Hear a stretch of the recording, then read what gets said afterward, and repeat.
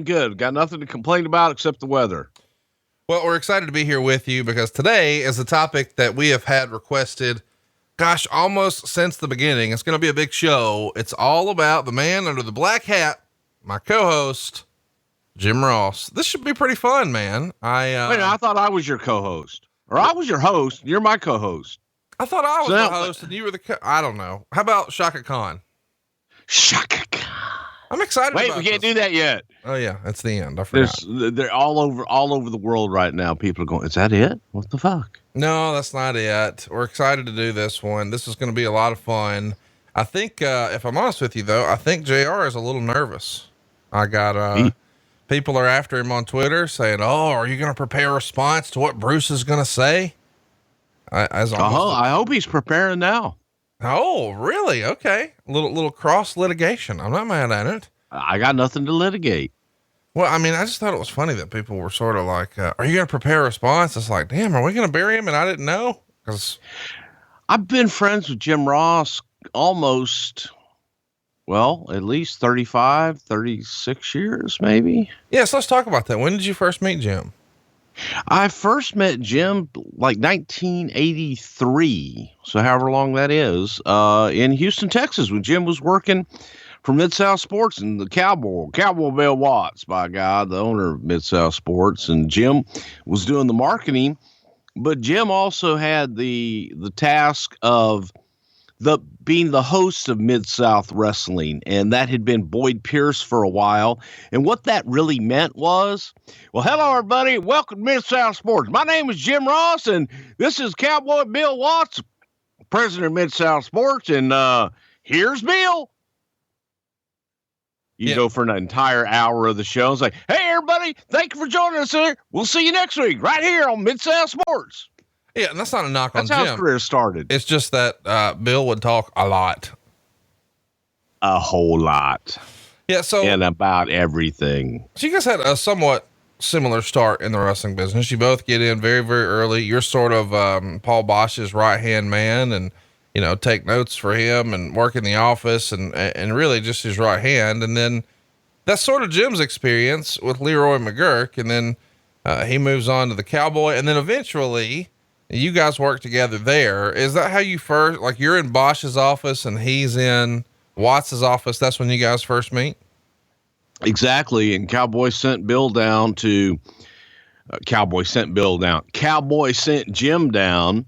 to help Paul with some of the commentary and take a look at the TV. And Jim was the marketing guy for Mid-South Sports. And Jim he would write out all the cards, send out all of the advertising and what have you. But Jim had also become the voice of Mid-South Sports. Bill had kind of backed off from doing the commentary and now was letting Jim do a lot more play-by-play. So Jim was cutting his teeth at that time. And the Cowboy had a lot more confidence and liked Jim's commentary much more so than Paul Bosch, because Paul didn't really do play-by-play. Paul just talked to you, told you where to get tickets for next Friday's matches during the show.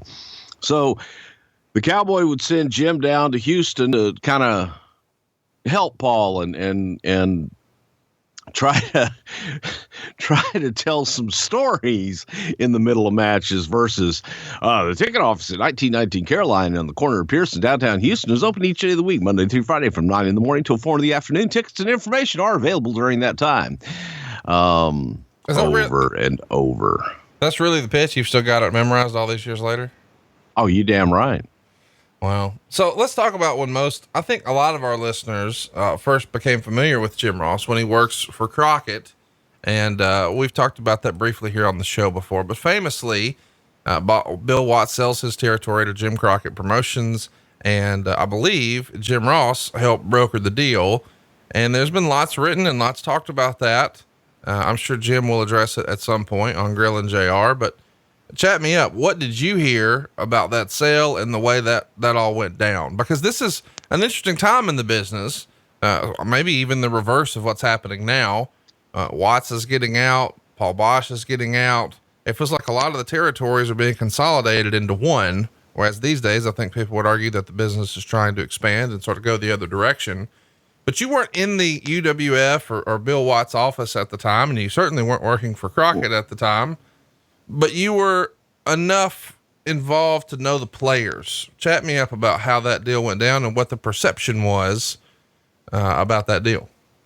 Well, first of all, yeah, Paul Bosch was not looking to get out. I know that our boy Bill Watts was definitely looking to get out and sell his business because the economy had really hit rock bottom in those southern states in Louisiana, the oil states, and it rock bottom. But I got, back up a little bit to my years with Jim and getting to know Jim Ross, who actually was the first guy to say, hey, why don't you come on? You can help us when we do TV in Dallas and Tulsa. So JR was able to bring me on for Mid-South and to work with Bill. So I was actually working in Bill's office too, simultaneous to running the Houston office. And I owe that all. Jim also put me in, I was a ring announcer for the television show. Then I became the guy that did the interviews. This Saturday night, Hot Atlanta, we're coming to you with the fabulous Freebirds, and here to talk about it right now, their opponents, Dr. Des C. Williams and Ted DiBiase. Ted, that was me. And so I was doing that, and Jim had gotten a lot of that going on. I just told this story last night to one of the guys here who was asking me questions about how I got in the business and different things that happened. And to give you a little story about you've heard my feelings. I'm not a big fan of Bill Watts. All right. Bill and I never really got along, but I got really sick in October of 1986, and I was out of work for 10 weeks. Could not work. I couldn't go into the office because I was highly contagious, had mono, and it was a bad case. Plus I had insomnia, so I couldn't rest, all this other bullshit. Well, through all of that, 10 weeks gone from my regular job, didn't have insurance, didn't have anything. I came back to work, and I expected something. I expected to get something, some kind of pay after all my years of service while I couldn't work. I was still doing the merchandising. I was still writing the program, putting it together every single week. I was still doing all the bullshit that I do. And I got an envelope. Said, here, we think this is fair, and we think, this will take care of you for the time you're out. I mentioned I was out 10 weeks. Right. That envelope contained $400. Wow. Now, I get it. I wasn't at the office. It's things keep moving, but I expected a little more. And I didn't really say anything. And Jim Ross calls me. And it's like, hey, boy. How you doing? I said, hey, I just got a question. They taking care of you? I said, yeah. He says, yeah, it didn't sound like a real firm. Yeah, you all right? I said, well, they gave me $400. They only gave you $400 a week when you were out? I said, no. They gave me $400. The next day, I had a check arrive by FedEx from the Cowboy Bill Watts for a significant amount, much more than $400. And that was due to Jim Ross, and that was due to Jim checking on me and making sure I was okay, and then telling the Cowboy, and the Cowboy cutting me a check and FedExing it and make sure that I could pay my bills and make sure everything was taken care of. So, that's the kind of friends we were, and that's still are to this day. And that was, kind of the early connection. So I'm like, okay, maybe I'll think about going to Mid-South full time and work for the Cowboy and do that. But now there's rumblings that Cowboy's going to sell. Right. He wants to sell the UWF. He tried to go national. And this was the mistake that promoters in the mid to late 80s made, because instead of taking care of their own business in their own territory, they wanted to go compete with Vince in his area. Right. Well, Vince is coming into Tulsa. I'm going to go into New Jersey. And they stopped taking care of their home, which allowed Vince to come in and beat them at their own game. Mid-South Sports running in the Meadowlands, or Mid-South Sports running in Chicago at the UIC, that didn't work because our television wasn't established enough. We did have TV and we did have places to go, but we were running events in California drawing, a couple $1,000s. Wow. And traveling, on airplane tickets and all this shit and it just didn't make sense. So Cowboy was going to sell, and we found out he was going to sell to Jim Crockett. Well, the day we had a television taping scheduled, and it got rained out, completely rained out. So we had to scramble and make another TV pretty quick because we had to shoot TV to get it on the air. And we had a spot in Louisiana. I'm not going to commit to the town because I really don't remember. I remember the hotel vividly. And Joel Watts and I we arrived at the same time, and we were sharing a room. We are the only ones there at this point because it was a day ahead of time. And it was early. And we walk into the restaurant. There's no one in the restaurant. We sit down and we have lunch. While we're having lunch, in walks Jim Ross, Jim Crockett, Tim, forget his damn name with mustache, but he was a syndication guy, and someone else. And they walk right past us. We were in a booth. They walk right past us, go to the other side of the restaurant and sit down. They're jovial as shit, having a good time, laughing and talking. And Joel's livid. He's staring over at him, and he's like, motherfuckers haven't said a word to me. It's, can you believe, and he's pissed. His dad hasn't said anything to him. But he's heard the same rumblings everyone else has heard about the possibility of the company being sold. We finish our lunch and we get up, and Joel's pissed. He wants to walk out. And I said, no, man, fuck that. Let's go over and say hello. And we walk across the restaurant. We go say hello to everybody. And Jim Crockett looks at Joel Watts and says, Joel, I just bought your dad's company today. Wow. That was the first time Joel heard it. We left there. We went back to the room. Joel asked for a minute so he could call his wife and have that conversation. While Joel was on the phone with his wife, I went down to the lobby. I called Vince McMahon. And I said, hey, it's official. Jim Crockett is now the owner of the UWF and Mid-South Sports. I'm not working for Jim Crockett. Now, help me understand. Let's backtrack there. I know that you had loyalty to Watts because Watts took care of you with a good payoff via FedEx, but now you're making the statement, I'm not working for Jim Crockett. Had you had a not so great experience at one of those Great American Bash events that were recently uploaded to the network, and we saw you as a ring announcer, or was there another reason to be hesitant to work for Crockett? Well, it was just, Crockett was an arrogant guy, and he was in the Dusty mode at the time. Dusty was the booker, and they were the big shots, and they didn't speak to the little people and the peons. And I just didn't have a good feeling from Jim Crockett. I had worked with him on 3 of his shows. Bad first impression, bad second impression. And then I just figured, I'm getting paid. I really don't care. But I didn't have a lot of confidence in putting the rest of my career in the hands of Jim Crockett at that point in my life.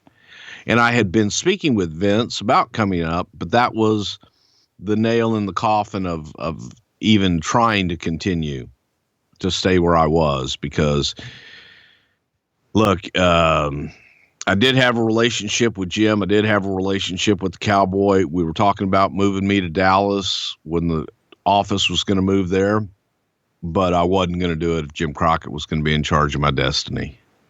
So you make the call to Vince, and we know the story that you wound up going to the WWF.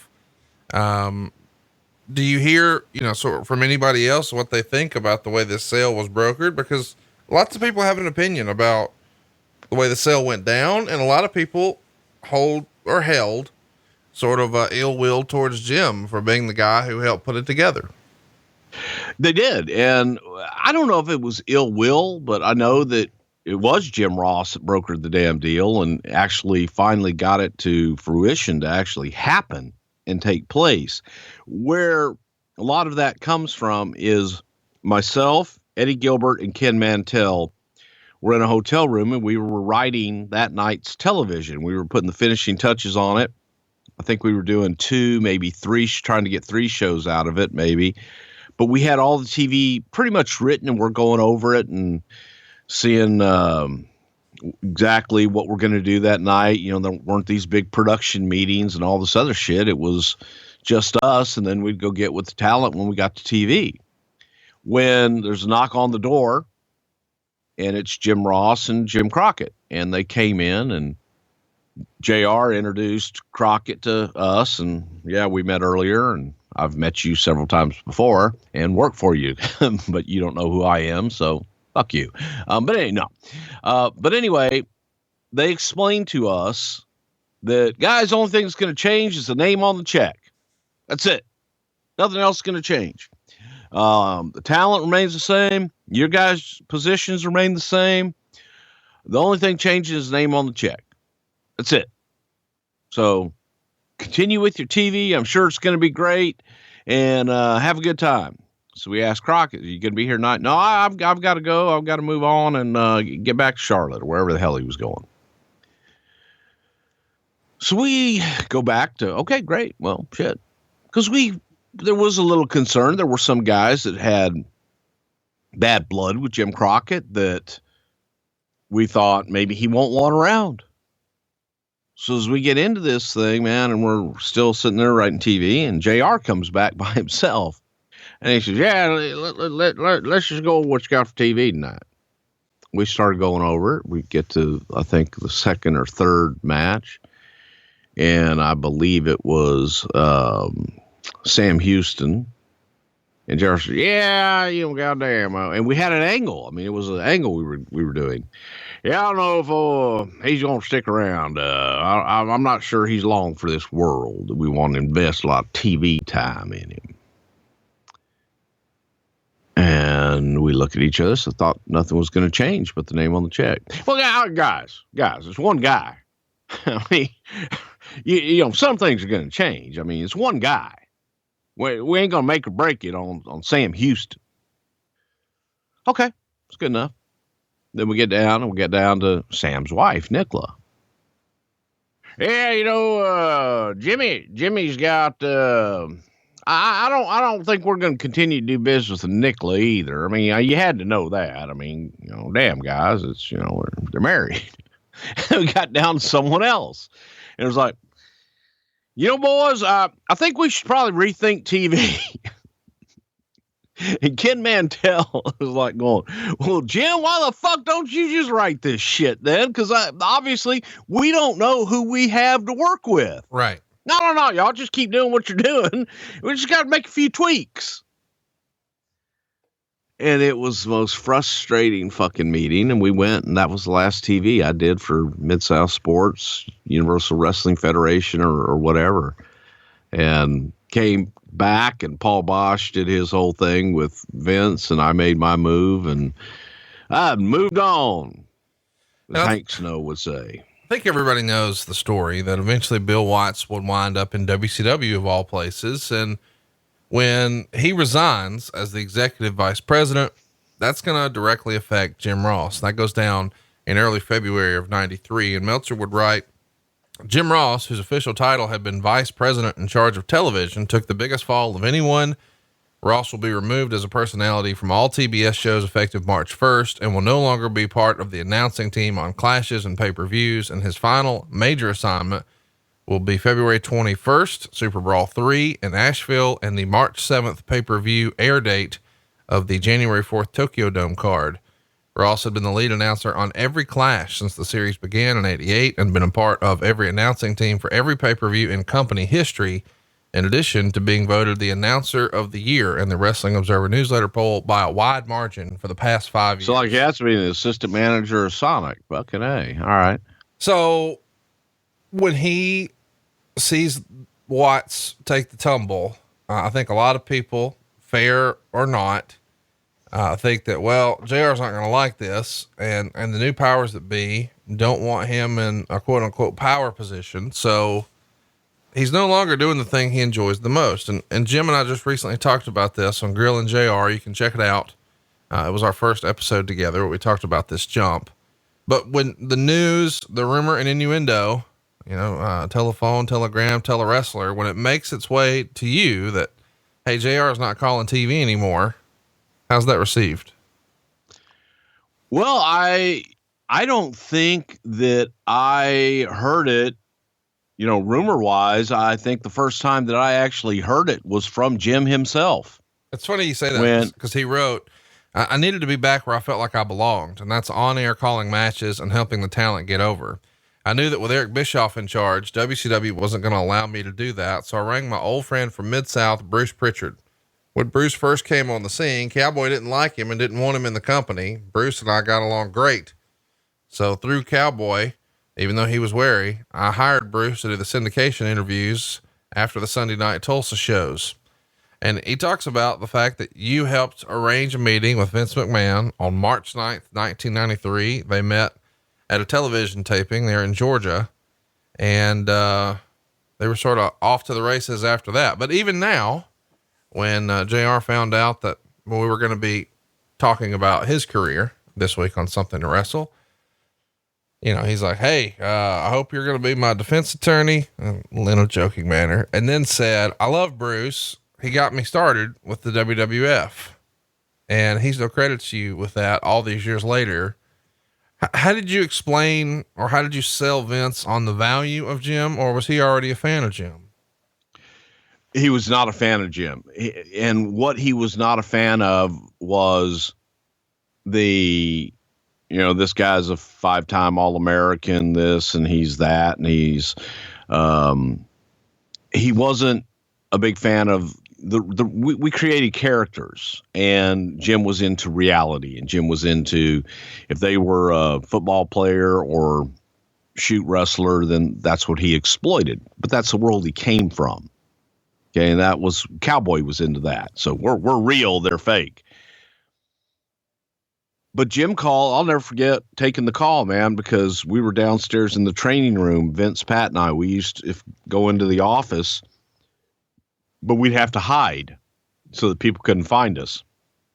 There was a training room, and we would often go in there where no one could find us except for our assistants. And my assistant called, and she goes, hey, there's a guy on the phone.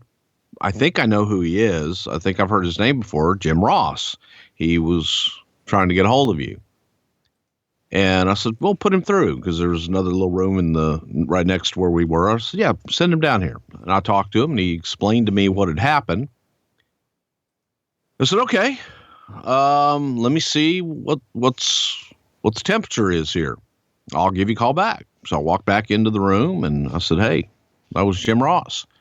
And he's not going to be doing play-by-play anymore, per se, at least on the major shows, as far as he knows. And he's lost a lot of his responsibilities there. And Vince says, well, do you know him? I said, yeah, I know him real well. And I explained how Jim had basically helped me out early on and put me in the position of doing the interviews, just like you just explained. And I said, what do you think of him? He goes, Vince says, I hate his commentary. And I said, well, he's the hardest working sumbitch you'll ever meet. I mean, I said, he works as hard as you do and loves the business, but goddamn, Vince, I said, we can change his commentary if you need to. He can take direction. But Pat was like, oh my God, can you imagine him in Madison Square Garden? And he's calling, and he got the excitement he would bring. Vince, fuck that. He's exciting. And Vince thinks about it and goes, yeah, he goes, like, he is. He goes, I just, the college football shit and everything gets to me a little bit.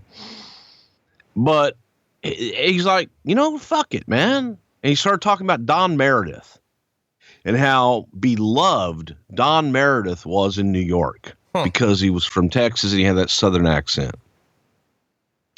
And he says, my God, he goes, New Yorkers, he goes, they just loved him because he was this Southern gentleman that was real. He goes, with that Southern accent, he goes, God damn, he goes, we can make this guy. Yeah, you know what? It'd probably be great. It'd be a change. So we set up a meeting and have him come down. And I'd like to meet him. I'd like to talk to him. And set up the meeting, man. And that happened in Atlanta. I think we were in Marietta.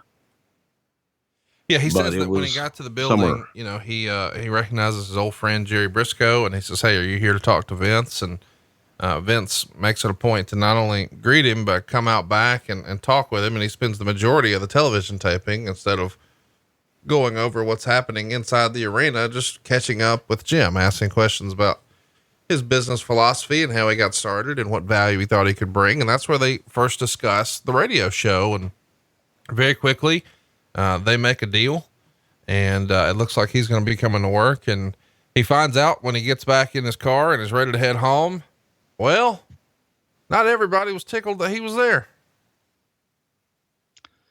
No, JR got into his car and had a couple flat tires. And I think they'd keyed his car. Someone had. But, Jim was in the unenviable position of a lot of times being the delivery man of bad news. I've been in that position, my entire career as well. So I get it. And Jim had, per his job at the former company that he worked with, they were told, you got to knock this guy and you got to knock that. And you got to tell it this way. It's what you did back in the day. And Jim was the one delivering that message. So to the talent, that was Jim Ross saying that shit about me. That was Jim Ross putting our company down. Fuck him for trying to come. Now he doesn't have anywhere to go. So fuck him for coming into our company. Very immature way of looking at shit. But again, in the early 90s, still, it was a very frat-like atmosphere and somewhat juvenile atmosphere in a lot of respects to someone that may be an outsider. So some guys that he may have had a beef with at WCW saw him there and then were like, oh, hell no. Didn't want him to be there. Didn't like the fact that he was there looking for a job and did, just mean shit. And Jim ended up, man, and I didn't learn about it. I don't think we found out about it until like a day or two after, because Jim told me. And I was like, what the fuck? And then Vince, I'm pretty sure, paid for the tires and all this other shit. But he was livid, absolutely livid that, our talent would, whoever it was, I don't know if it was talent. I don't know who the hell it was. Lots of people have guessed it was probably the Steiners. What do you think? I have no idea. Yeah. Because I don't know what the history is with the Steiners as far as him and, WCW. And again, man, it's a fucking work. Right. And we all have jobs to do. And some of our jobs are pretty hard, shitty fucking jobs. And Jim had that in addition to being the voice of the company as well. So I just think that some guys, whoever it was, took it out on Jim. Let's talk about what's happening, back at the ranch, so to speak. He resigned from WCW on February 26th. This meeting happens in Augusta, Georgia on March 9th. And, supposedly a deal is done very quickly and he could be on TV as soon as March 15th. The only trouble is, his resignation called for a 6-month severance, which Meltzer would say is somewhere around $3,000 a week. And it also says he can't work for another company until August. But JR doesn't want to wait. He wants to get to work right away. So he's looking to get a release. In the meantime, though, this is where it gets interesting.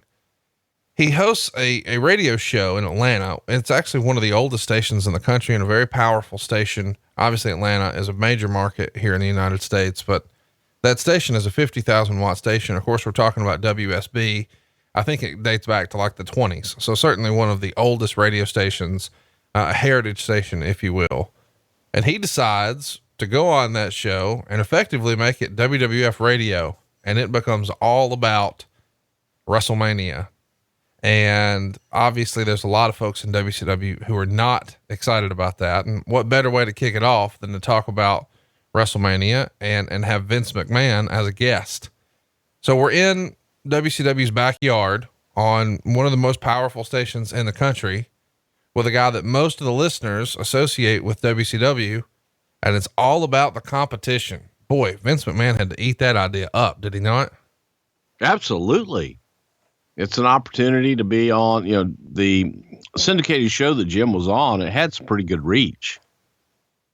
Plus, you're right there in the backyard of Ted Turner's WCW. They weren't even WCW at the time, were they? Yeah, I think they might have still been NWA or whatever. They're WCW here. But not okay. Yeah. And so, yeah, why not go with the guy that was the voice of the company, and let's talk. Let's talk about how, he's received and Jim and I talked about this, his very first show being Wrestlemania 9. It's available in the archives at grillandjr.com. But he writes, I got the feeling almost immediately that the people in the WWF hated my guts. Not me, the person, but me, the guy Vince hired from the competition and didn't tell anyone about. McMahon was the alpha male, and he didn't often ask other people's feedback or suggestions. He simply hired me because he thought I could contribute to the success of his company.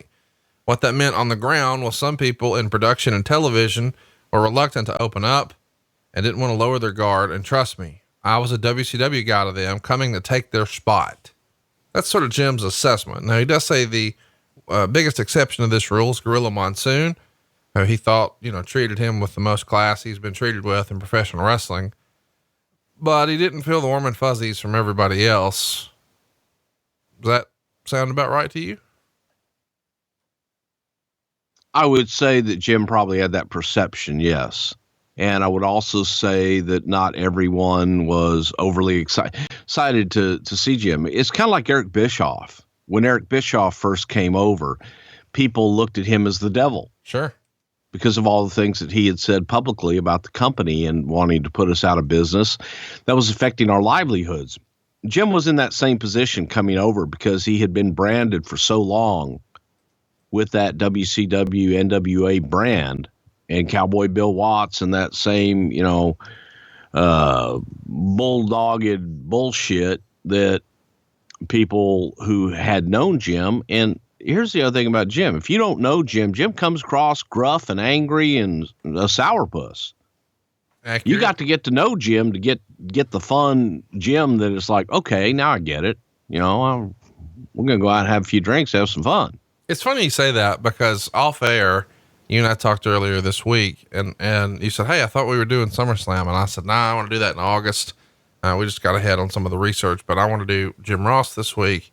And I said, by the way, I was wrong about Jim. And you said, what do you mean? And I said, well, he just has this sort of gruff, I don't know, a little bit of a grouchy exterior, but we really got to hang out this past weekend when we did our 2 live shows, including just a hellish travel day together. And as a result, I got to see a side of Jim I don't think a lot of people see, and he's fucking hilarious. He has a great disposition and excellent dry wit and timing and a sense of humor. But I don't know that he always sort of shows his hand on that. Is that maybe like a defense mechanism for Jim, or why do you think that he has sort of the 2 sides of Jim Ross, the side he shows everybody, and then there's the really other funny dude? Because I think you have the guy that thinks he needs to be like Bill Watts in business, and then you have the human being. So you have the business side that sometimes, look, we're a product of our own environment. And a lot of times when you're around someone, as much as he was around Cowboy, as much as I was around Paul Bosch and Vince and what have you, you pick up their characteristics and the way that they handle things and handle business. So Jim was judged by his company in a lot of respects, who he associated himself with. So there was that double-edged sword. It's okay. Yeah, you're right next to the cowboy, but you're also painted with the same asshole cowboy brush. Right. So sometimes he would be that asshole too. When you get past that, and again, you get to the human being, hardworking, fun. I love hanging out with JR. Every time that we had cookouts at my house, he was there. We were out, cooking fucking barbecue and drinking beer and chilling out. So it's just a gruff exterior. And I think that Jim perceived people took him that way, probably because people looked at him from what they had heard on television. They never had met him and had any opportunity to spend time with him. So at first, it was just kind of like, okay, he's a little rough around the edges and so on and so forth. But Jim just wanted to come in and work. And that's all Vince wanted. Vince just wanted him to get him in here and to actually get his ass to work.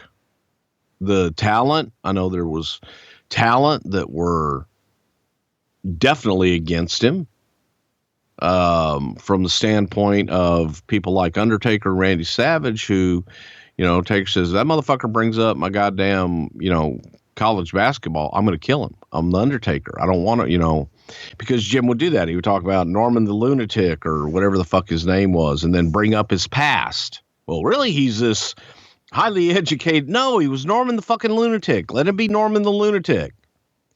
And Taker was like, that some bitch brings up my basketball shit and fucking my college career. I'm going to kill him. And Savage was like, if he talks about my baseball career, I'm like, guys, it's okay. And they're like, no, it's not. We built these characters. So there was people were on guard. They just were unsure of what we had done. And Vince is like, you think I'm going to do something that's going to, we're going to allow him to do that? Yeah. Yeah. Although I got to tell you, it would be pretty hilarious to hear him talk about the Undertaker as a fucking power forward and how many rebounds he averaged. Oh, goddamn. Taker, if Taker would hear, probably would have rolled out of the fucking ring and choked the fuck out of him. Old Booger Red. To this day, I don't know where that came from when he called Taker Booger Red. Nobody knows, but whatever. So the first show, Wrestlemania 9, we've covered in long form in the archives. Check it out, somethingtowrestle.com. But of course, everybody remembers that being Jim's coming out party, and he's doing it in a toga. Quickly as we move along here, what'd you think of his performance that night? Did he calm everybody down? Did he do a good job? Was everybody sort of relieved? All the people who were naysayers and not so sure? I know Vince was happy. I know I was happy. Thought he did a hell of a job. That's a big, big role to step in your debut. You're the play-by-play guy with Randy Savage and Bobby Heenan, and you're the one directing traffic. You've never worked with them before. The biggest show of the year, the biggest show of Jim's life at that point. Sure. And I thought he did a hell of a job. After WrestleMania, he's working on Wrestling Challenge. He's hosting it with Bobby Heenan, and JR would write that he quickly came to love working with Bobby and Gorilla because they both accepted him and they liked how he started in the business, working for very little money and paying his dues. And those guys really respected him, but he felt shunned by other broadcasters, including your old pal, Lord Alfred Hayes. And eventually Gorilla sees this and has a word with him, and all is well. Gorilla is sort of riding the ship for Jim everywhere he goes here to make sure that people are giving him a fair opportunity. Do you remember having, we haven't talked about Lord Alfred Hayes a lot, but is Lord Alfred Hayes in that same category you were talking about where, hey, he was part of the competition? We're not gonna, or was it something else? Do you think it was the old school? Oh, he's here for my spot. It was definitely not that he's here for my spot. Alfred really didn't have a spot that Jim was going to take. The guy whose spot that Jim was being brought in to take was Vince's. You know, again, even back then, Vince wanted to be off the air. Vince was looking for someone to step into that. And immediately the spot that he, you know, is taking is Gorillas, and Gorillas helping him the most. So yeah, I don't subscribe to that. Alfred Hayes was a standoffish guy if he didn't know you. He's a Brit. He's Brit. It took time.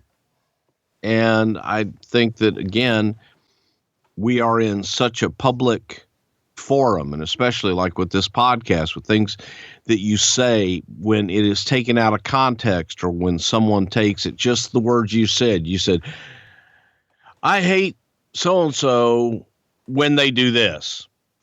They never get to hear the when they do this. They hear, I heard you said you hated me. Right. So that's the game. That's the issue that you have to play with. And that is what was going on. People being ignorant to what we wanted to do from a standpoint of commentary and who the man is, and give him a chance, and let's go. Let's work together. Let's make this shit work. Let's talk about a confrontation that JR had with Randy Savage in the studio. He says as soon as he walked through the door, Randy yells, "Get out." And then he gets right into Jim's face and says, "Who put you up for it? Who got you? You're bringing me in here to do all this work." And JR says, "I whispered through my dry mouth, I don't know what you're talking about." And he says Randy didn't like that reply at all. And he's yelling about the fact that he was brought in to do interviews when, quote, "I'm not even booked to be here." And JR would say clearly someone had been in Randy's ear, stirring him up, and Randy's fit to be tied, saying, "Are you goddamn ribbing me, Ross?" And JR says, "Randy, you're a household name. I want to get you on TV to help get these angles over." And Savage lays it in again. "Shut up. You think it's funny bringing me in here to do this shit, do you? Because if you think that, you're..." And Randy said, a familiar voice from down the hallway, "The boys are working you." And he tilts his head to the side and realizes it's Gorilla.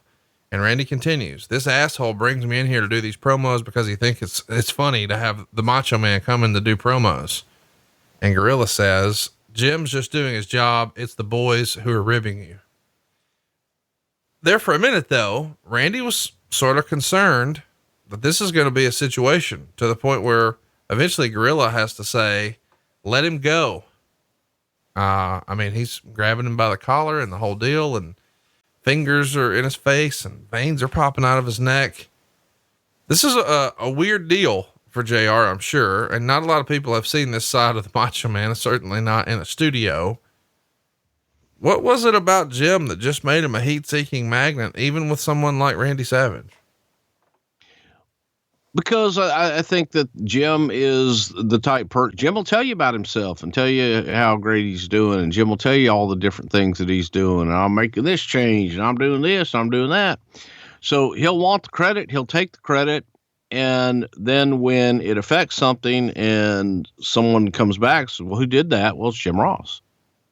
So Savage, being Randy, was going to get in his face and confront him. And, I ain't going to happen that on my watch. I'm going to be here and do interviews all day. I'm the Macho Man, Yeah, read my hat. It's on my hat right here on the brim, and then on my trunk's got man. Yeah, Macho, fuck you.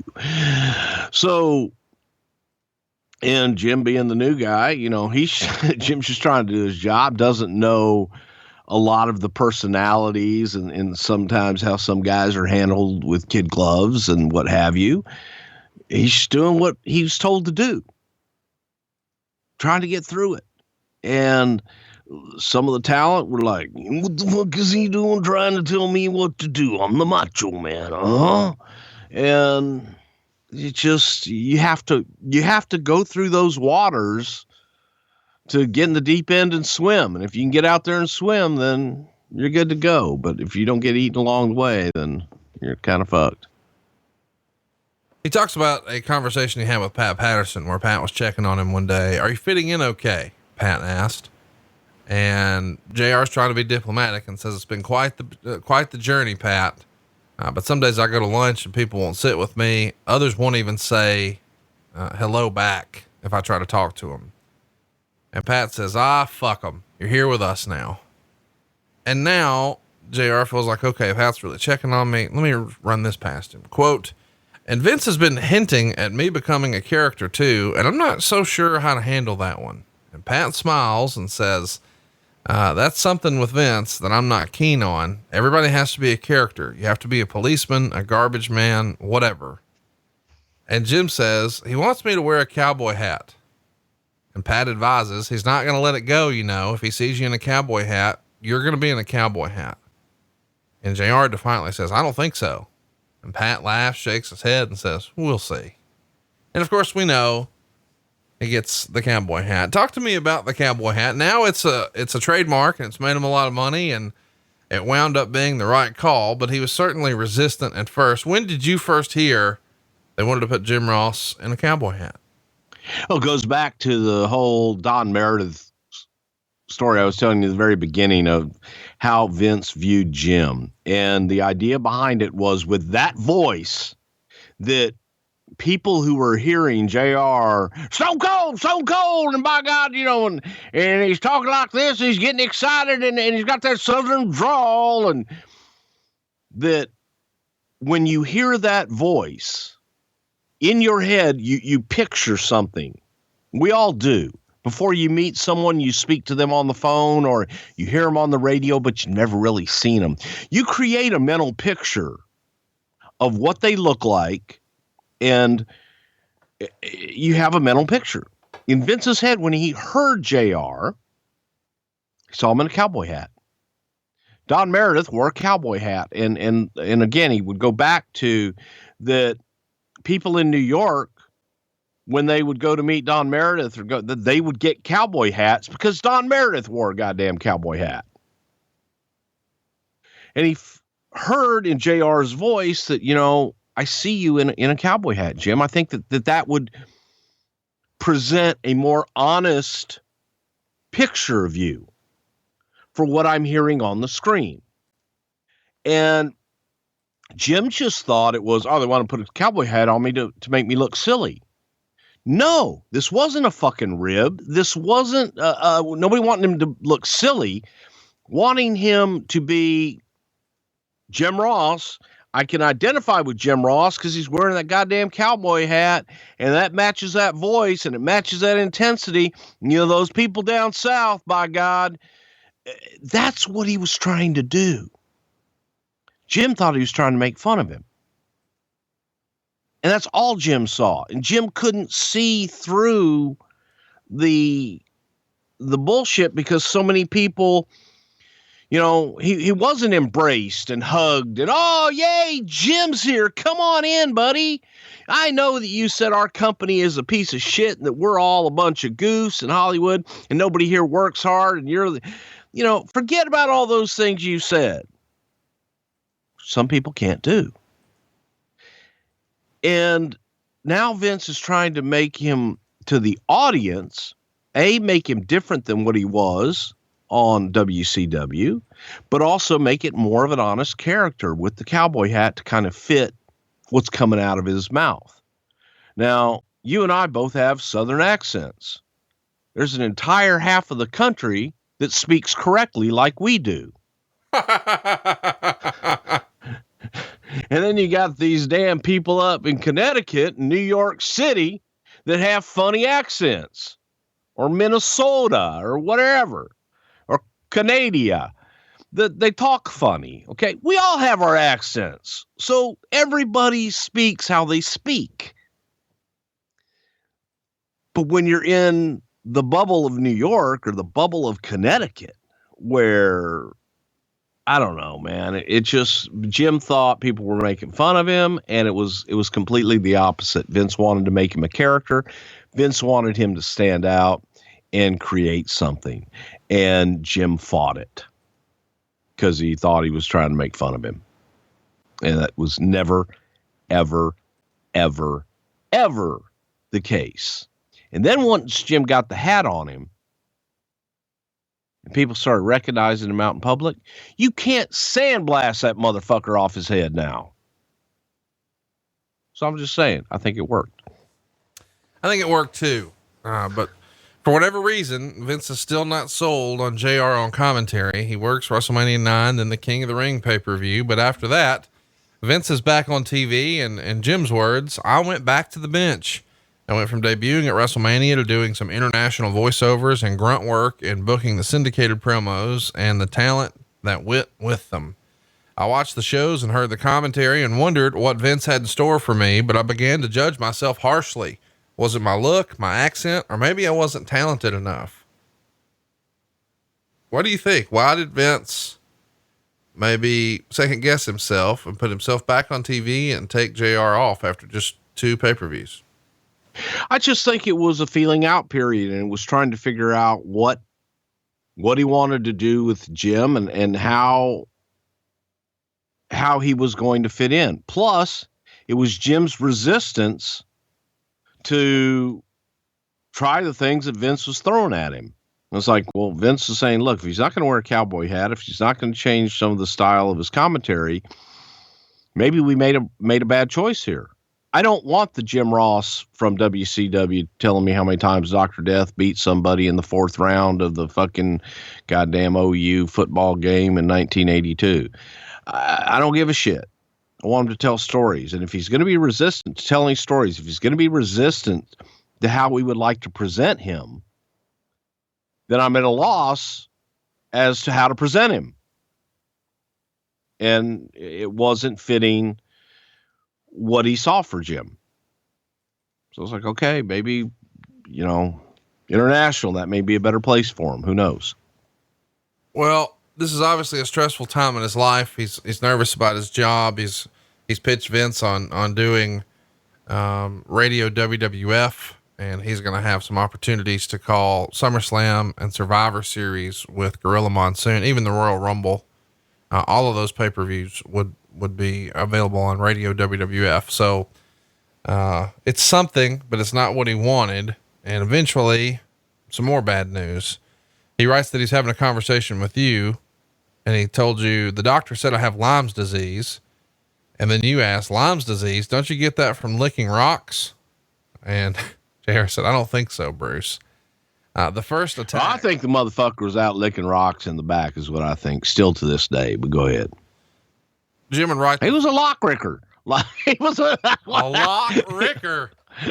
He was a lock ricker. Wait, he was God damn it. He was a rock licker. Like Dwayne Johnson? No. Well, like the Enroll Express? Like rock, like Stones, maybe. Like he licked Stone Cold? A lick stoner. Okay. I'm gonna remember forever. He's a lick rocker or whatever the fuck he said. My God, it's too early in the morning. All right. So the first attack, he would write, happens the morning of the Super Bowl. And he says he didn't know about it until well after he'd woken up. He went in the bathroom to brush his teeth. And when he catches a glimpse of his face in the mirror, he realizes one of his eyes is drooping lower than the other. And it's almost as if part of his face is hanging. He says he doesn't feel anything and he didn't think anything's wrong. But when he looks in the mirror, he assumes I'm having a stroke. He's home by himself. So he drives himself to the ER and he catches glimpses of himself. And every time he does in the rearview mirror, he startles himself all over again because his face has no symmetry. His eyes aren't lining up. His mouth is drooping on one side. And he said it was very scary to see his features change and really not know why. Eventually he gets on the phone with you and tells you, hey, the doctor was wrong. I don't have Lyme's disease. And you ask, what is it? And he says Bell's palsy. And he writes, I have no idea what that is either, Prichard said. It's facial paralysis, I told him. They don't know what caused it, but they said most people get over it in a couple weeks. So you're going to be okay? Bruce asked. 6 to 8 weeks and I'll be good as new. Tell Vince I won't be down for long. Fast forward and, Lisa Wolf calls him and says, Vince needs you to come in. Today, I asked. Right away, she said. Jim says he didn't want to go anywhere. It had been less than 2 weeks since his Bell's palsy attacked. He was in bed when the call came. His face was still paralyzed. He's suffering from blinding headaches and poor vision. He's got numbness on the left side of his face. But when he sits in Vince's office, he knew something wasn't right. Lisa's there too, so that's a surefire giveaway. Quote, I knew from experience that it's never a good thing when the boss and the head of HR sit you down. His words to me were very simple. I'm changing my plans and you aren't in them, so I'm going to let you go. My contract wasn't up for another 4 months or so. So I said, when are you letting me go? Now, today, Vince replied. I constantly wiped my eye and mouth because of the attack. And I said, well, what about the contract? I don't understand you letting me go with no notice. And Vince hesitated in the answer. And that's when he said, I've always heard you're a man of your word, and I made a commitment to stay here through May. Even though you don't want me, I'm surprised you're not going to honor your end of the contract. And before McMahon could say anything, Lisa said, well, that's something Vince and I will discuss. I replied, we're not talking about another year. We're talking about a couple of months until my contract is up. It will let me figure out what I'm going to do. And I thought you'd want to keep your word. Both Vince and Lisa didn't commit one way or the other. So I left. I got back in my car and drove home and told Jan, and Jan wanted to know, is it because of your face? I hope not. I said, I'd like to think Vince isn't that cruel. It might've been that I was reluctant to play the character they wanted, the good old Southern boy with the cowboy hat. And he tells Jan, I think we should move back to Atlanta. What are your memories of this? When did you find out? And how was this news received? Well, okay. First of all, even going back to the day, I'll never forget the day that Jim was diagnosed with the Bell's palsy and all this shit happened because it was Super Bowl Sunday and we lived in the same townhouses and we had made plans to watch the Super Bowl at Jim's house, just, get some pizza and hang out and watch Super Bowl. So all this shit happens, goes to the emergency room, comes back, and it's, half of his face is paralyzed, basically. And me being the sick, sadistic, weird, cruel sense of humor that I have. Look, okay, like right now, I've got 6 of my teeth that have been pulled, that I've got basically county fair teeth in my mouth right now, being held together still. You can see the stitches in them. And I look like a fucking goof right now. But every time I like go to a mirror, I smile and laugh at myself because I look so fucking ignorant and stupid. But anyway, we got pizza and Jim couldn't eat the pizza without holding up the side of the face that was paralyzed, and he would get shit all over him and he didn't know it. And at first, I kept trying to tell him, say, hey, Jim, you got, like some tomato sauce on your face. I said, just swipe over here, because he couldn't feel it. Right. And after doing that 20 times, I'm like, yeah, no, you're good, man. And he had tomato sauce all over his face, and he goes into the back. Goddamn, kid, got fucking tomato sauce all over my face. I'm like, fuck, dude, I just got tired telling you. Sorry. But the whole letting him out of his contract or saying that they weren't going to, and again, the way it was presented to me after the fact was that they were just not going to renew his contract. And I'm pretty sure he got paid all the way through whatever the commitment was. But here's where the bad part comes in. Jim calls me the night before to tell me that he's got to go into the office first thing in the morning. Well, I lived up a little bit higher than Jim did, and I had 4-wheel drive vehicle. Jim had a Lincoln 2-wheel drive, and going up the hill sometimes could be difficult. And we had a horrible snowstorm and ice and all this shit. And I know that Jim's got to go in the morning. So I go in the office a little bit later, and I'm sitting in my office, and I call Jim, and I am laughing my ass off going, hey, I wasn't getting up that hill this morning. Yeah, they didn't come and plow until like fucking 8:30, 9 o'clock. You must have slid down that motherfucker. And he ain't laughing. And he says, well, Brucey, you talked to Vince yet? I said, no, I hadn't seen him, man. I said, what's up? How was your meeting? well, maybe you need to talk to Vince. As he's saying this, Vince is walking down the hall and like knocks on my door, and Pat's door says, "Hey, I need to talk to you guys real quick." And I said, "Hey, Vince is here right now. I'll call you back." Hang up. Pat and Vince came in my office, shut the door. He says, "Hey, I just want to let you guys know that we're not going to renew Jim Ross's contract, and I made it effective immediately. We'll continue,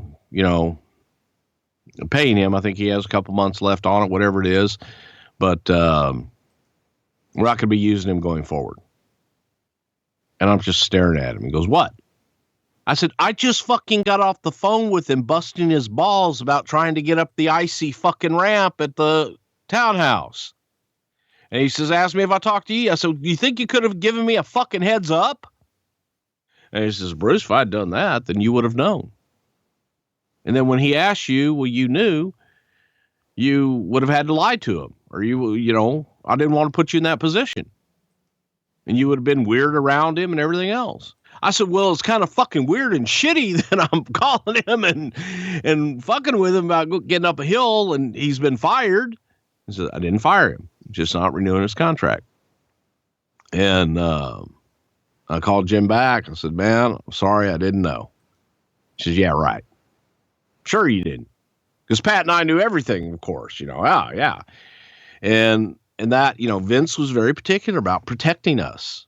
He wouldn't tell us when he was letting people go and shit like that, so that we wouldn't be in that weird position of, that someone's being let go, but yet, you can't say anything yet. And I had no clue at all. But I did know that Vince was upset that Jim continued to resist the cowboy hat and continued to resist, the tweaks that Vince wanted to make with his work. Let's remind everybody, this is less than a year from when, Vince first hires Jim and goes on that radio show and says Christmas came early for the WWF. And he's comparing Jim Ross to, being the John Madden of wrestling announcers. And his first assignment was WrestleMania, and now boom, it's over. And Jim doesn't know exactly what he's going to do. So he tries to get back with WCW, where, he left on not the best terms a year prior. And Eric Bischoff agrees to meet him at a little restaurant not too far from the WCW offices. And immediately Eric says, "I wanted to meet with you because I don't think it's going to happen. I don't know that it fits anymore. And to bring you back would upset too many people." And of course, Jim doesn't know what people he's talking about and felt like he could contribute. But now that WCW won't welcome him back and the WWF has let him go, he thinks it's time to wash his hands of the wrestling business. But of course, we know he's got wrestling in his blood, and that's not going to happen. He does some work with the Falcons, the NFL team there in Atlanta. And he lands a gig with Jim Cornette's Smoky Mountain Wrestling. But it is a little weird to see one of the greatest of all time not working for either one of those. And on May 24th, he decides he's going to write a letter to Vince. And he wrote a letter and he published it in his book. Do you remember this letter? I don't really, actually. He says that, the only disturbing thing I have heard is that you perceive me to not be loyal to you and Titan Sports. This is absolutely not true and runs deeper than any need I need to get into here. I take a great deal of pride in being in our business these past 23 years, and I am especially proud of my work ethic. And I've told many people that my experience working for you was a positive experience. Because of the lingering effects of Bell's palsy, I'm having to be creative in finding something to do to provide for my family. And I'm in the process of launching a mail order based home business where I would be responding to fan mail via audio cassettes. The primary promotional vehicle will be direct mail to wrestling fans. And this is where I need to ask this favor. Would you allow me to use the mailing list you have developed via the magazine subscriptions? This could prove to be invaluable in me kicking off my home-based business. Keep me in mind if there's anything I could ever do in the future. Of course, is the gist at the bottom paragraph where he's saying he could help on radio or television or, whatever. What'd you think of, Jim at this point, just trying to find something to do? We can do some audio cassettes for wrestling fans, and we can call some stuff with Smoky Mountain, and we can work with the Falcons. You're still inside the castle, so to speak. You got to feel for your buddy here. I did. Jim's resourceful. He was able to go out, and he was able to do some of the things he loved, like Atlanta Falcons football. But at the same time, that's a day a week. And, you have to pay bills. You have to feed your family. You have to continue to stay active and grow. I've been there, done that.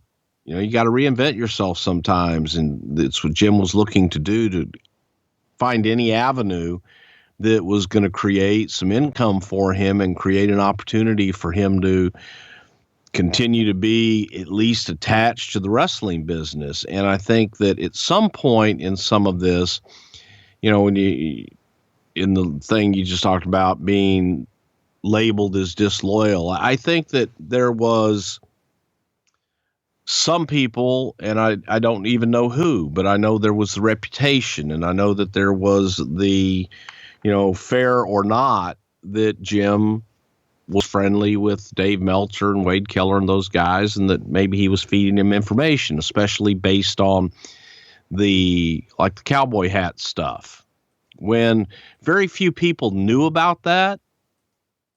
But Jim made it known, and there were details of that made it to the dirt sheets that reflected how Jim felt. Exactly. The only place they would have gotten that from would have been Jim. And I know that upset Vince. Why would you or anybody tell these leeches, our business or your business? And there was that feeling. But Jim going back and doing the Smoky Mountain stuff, he's in wrestling. I think that helped. Jim's a talented son of a bitch. And again, as far as work ethic goes, son of a bitch worked his ass off. He wasn't, you can't call him lazy, and you can't go in and say, well, Jim Ross won't do that, because he'll do it. He'll figure it out one way or another. So didn't surprise me. And Jim was somebody that we always kept Jim still doesn't have a gig. We could bring him back. Maybe some bitch will find a cowboy hat that fits. Who knows? So there was always a constant feeling of he may give in, he may finally get so desperate that, I'll try and do something different and realize that maybe if he changes up a few things and tries a new hold, that maybe we could bring him back. He was, it was somebody that was at the forefront of people that you could use to do commentary, and people that we could use to do other things in the company, because he had a lot of skills. I guess we should mention here that this letter actually works out a few days after King of the Ring 94. So it would have just been a few weeks after he sent the letter. He gets a call asking if he wants to come back and do Raw. Of course, he accepts, and he works with legal about his contract. He gets a nice bonus for working SummerSlam, and he's not sure how long he's going to be needed, but he knows SummerSlam's a high priority. So he gets a very healthy 5-figure payday. And then everything changes because Vince gets exonerated. I guess we should give you the backstory here. This is the time when Vince has his legal trouble. So perhaps the idea is, hey, if Vince can't do TV, we'll get JR. But when it turns out that, Vince isn't going to be going away and he's still good to go, well, that's the end of JR here. So once all the dust settles there, he goes back to Smoky Mountain and replaces his old friend, Bob Caudle. And, a few months later, Vince hires JR again, seemingly out of the blue. He gets a call that says, Jim, it's Vince. Are you ready to go back to work? And, I guess they had another chance to reassess what he could do. And they want to bring him back as a producer and essentially be JJ Dillon's assistant in talent relations. And of course, Jim Ross jumps at the chance to do that. Talk to me about, this offer. This is a little different. We're not going to have you on camera anymore, which everybody knows is really what Jim wants to do, but talent relations and like an assistant to JJ. Is that something that you present, that JJ presents, or is that Vince's idea? It came up where, you had Pat and I there, doing everything, including, booking all the towns, writing all the television, just doing everything. And with Raw being what it was becoming, it wasn't too much, but we needed to focus on television. And JJ was doing the live events, booking the live events and putting those cards together. And I don't think that Vince was particularly happy with JJ doing that. And JJ had a lot on his plate. So, and I think it was Pat Patterson that actually said, Jim Ross, he's sitting there doing nothing. We could use him here. And I went on to say, when he was with Cowboy, some bitch is detail oriented. None of this shit's going to fall through the cracks with him. I says, do you think he would want to do that? He goes, I don't want to put him back on the air.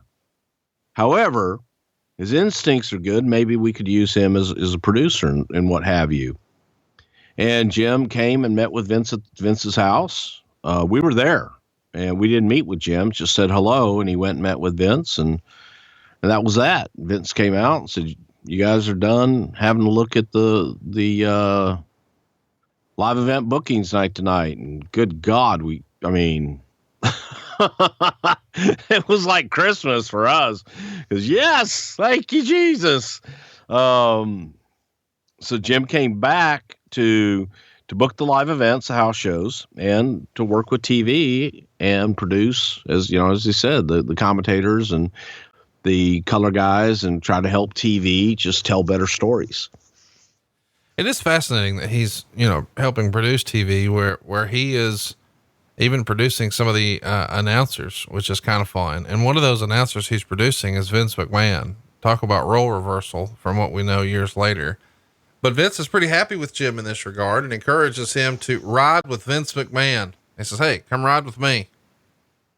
Listen, you've talked about this on the show before, but you're taking a major risk to ride shotgun with Vince McMahon in the mid-90s. Are you not? Yes, because it's like John Candy in the damn Planes, Trains, and Automobiles. He just becomes the devil. He likes to drive quickly, as we say. All right, very quickly. I'm gonna read what Jim wrote, and then I want you to sort of reenact it as Vince McMahon. Are you ready? Sure. Beside me, this is all while they're driving. Vince is driving. Beside me, Vince was singing at the top of his lungs, punching 90 miles an hour on a secondary road, all while quote unquote dancing in his seat. I'm an amazing dancer for a white man, he shouted over the music. I'm an amazing dancer for a white man.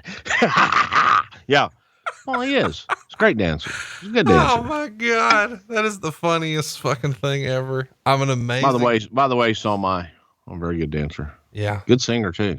Spend my days working hard on the go, but the hands on the clock keep spinning too slow. I can't wait to be alone with my baby tonight. And that's with hillbilly teeth in, motherfucker.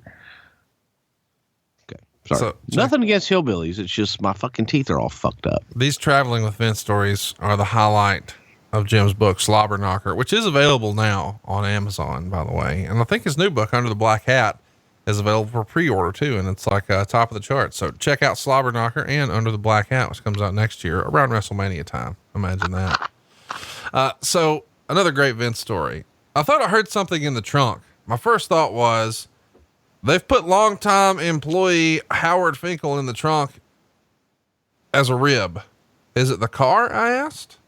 Jesus Christ, listen, will you? Vince growled.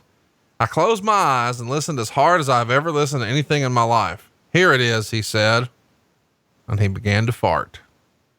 Long bass-filled flatulence that eventually finished with a smile of pride from the chairman. You hear it now? He asked, as he cackled with laughter. I made a split decision not to sell it in any way. I sat facing forward like nothing had happened, and Vince was so happy with himself. You know how I get the longevity and smell, Jim? Protein. I ate nothing but fucking protein, pal. Yeah, it wasn't that impressive, I said. Vince's head swiveled in my direction like I had just insulted his wife or something. What? He asked with a menace. He was serious, offended even. I couldn't back down now. It was a test. I was sure it was. Well, I've been around the business for over 20 years, Vince, and Robert Gibson. Vince then locks the windows and lets another one go. Twice the volume, twice the smell. He's watching my reaction intently as we continue to tear along the highway at speed, and his creation was putrid. How about that one? Vince asked. He hated to be beaten at anything, even farting competitions. What a fucking great story. You got any good farting stories with Vince? No, but my favorite one, I do. They're putrid. But my favorite is when he would go to the bathroom in like the guest, like in the half bath in his house. And then go, God damn it, I forgot my book in the bathroom. Would you? And he sent Jim Cornette in there to go get it. And Cornette went in and like, it's a half bath. It's a sink and a toilet. And Cornette actually looked around for a while. Vince, goddamn, I can't find your fucking book. But whoever fucking took a shit in here, and he do shit like that. I did like to do that to my son all the time, where I'll be taking care of business and I'll say, Kane, I need my phone. And he'll come. I can hear him. I can hear him run down the stairs and find my phone, come running in our bathroom and go, oh my God. Yeah, I learned that one from Vince. Stinky. Yeah, it's good stuff. He tells another story about riding along with him and being pulled over by an Ohio State trooper. You got to go out of your way to see the book Slobber Knocker to get that story. There's a really fun punchline there, but it's his story, so we'll leave that one in the book. You know what? Actually, and I saw this the other day. Someone sent it to me, and his story's completely fucking wrong. All right, well, tell his version. And I'm going on fucking record to say his story's wrong. Okay. Because I was in the goddamn car with Jerry Briscoe. I wasn't in the car with fucking Watts and Pat. Okay, so the story is McMahon's driving like a bat out of hell, and the Ohio State trooper pulls him over, and Vince rolls down the window and says, we just finished producing our national television broadcast, Monday Night Raw. I'm Vince McMahon, and this here is good old JR beside me. The cop says, so you're Vince McMahon? I am. Vincent Kennedy McMahon. And the cop says, well, I guess that makes me the big boss man then. And gives Vince a speeding ticket and says, have a good night. And you say, yeah, that's not the way that happened. That's not the way it happened. All right. How'd it happen? We're going through construction and Vince is driving kind of erratically. I was in the car. It was Vince driving, JR running shotgun. I was in the back seat. We needed more beer. So, I needed more beer. So Jerry Briscoe goes to the back and gets to Watts and Pat's car, and he gets beer from there. Well, the traffic's moving like 2 miles an hour. You can't. So Jerry's running back and forth and bringing beer. So I'm taking the beer, but we're locking Jerry out. Well, he's on the outside of the car and the thing drives a little bit. And we go on, and Jerry and I were drinking quite a bit in the back seat. It just goes on. So Vince is kind of hitting cones, and they're trying to make them roll back into Watt's car and things of that nature. But he's also driving in the construction area. And when construction ends, he takes off doing like 120 miles an hour. Well, the cop comes, pulls us over, takes Vince out of the car. Takes Vince, puts him in the back of his car. Comes back to us. Now, Vince did say the shit, yes, officer, we were just down the street and producing Monday Night Raw. Like he knows. I mean, like, what the fuck? Vince is dressed in his Monday Night Raw shit. JR's dressed in his Monday Night Raw shit. Who the fuck cares? And so the cop has Vince in the back. The cop comes back over on the passenger side. JR's in the front. shines the light on JR. And he says, y'all been drinking tonight? JR says, no, sir, I had a beer earlier, but not drinking tonight. He said, how about your driver? No, sir, he hasn't had anything to drink. Vince had nothing to drink. So then he comes to the back seat and he opens up the back door and he shines the light in the car. And he looks underneath, and Jerry Briscoe had like a 6-pack, like at his feet. And the cop looks at that and says, 1, 2, 3, 4, 5, 6. He says, you drank all those beers? He said, yes, sir. And he says, how many beers have you had? He goes, just these right here. And he counts them and says, you drank all those? He says, yes, sir. He says, you realize I can give you a ticket for each one of those open containers? Like $180 per open container? Yes, sir. I'm sorry, sir. Then he shines the light over to me. Well, underneath my legs, I had like 3 6-packs. And now I didn't drink them all, but, I just went with what Jerry said. Cop shines the light over me. He says, how about you? You been drinking? Yes, sir. How much have you drank? I said, well, just these right here. And he goes, 1, 2, 3, 4, 5, 6, 7, 8. Well, goddamn it, son, that's just stupid. We're like, yes, sir, it's stupid. And, we're sorry, but, we didn't do anything. So he comes back and he's talking to us and he says, boys, I got over 8 calls that there was some reckless driver driving through, tipping over cones, driving over 100 miles an hour coming down here. And y'all down here, you're drinking and doing all this shit. Yes, sir. Sorry, we just come back. He goes, so that really is Vince McMahon I got in the back of my car back there, isn't it? We're like, oh, yes, sir. It really is. That's Vince McMahon. He goes, well, boys, I guess that makes me the big boss man tonight. And all 3 of us were like, yes, sir. You sure sell art. Yes, sir. You're the big boss man. We're really sorry. He says, well, he passed the test. We're going to let him go. And y'all need to pull over at the next stop and get rid of all this alcohol you got in here and get on your way to your hotel and drive under the speed limit and let us go. But there were times when Vince would get pulled over and like take the ticket and just throw it in the back and take off. It's kind of fun, but I was actually there for that one. Summer of 95, you guys put JR back on TV. He wrote that you said, you're back.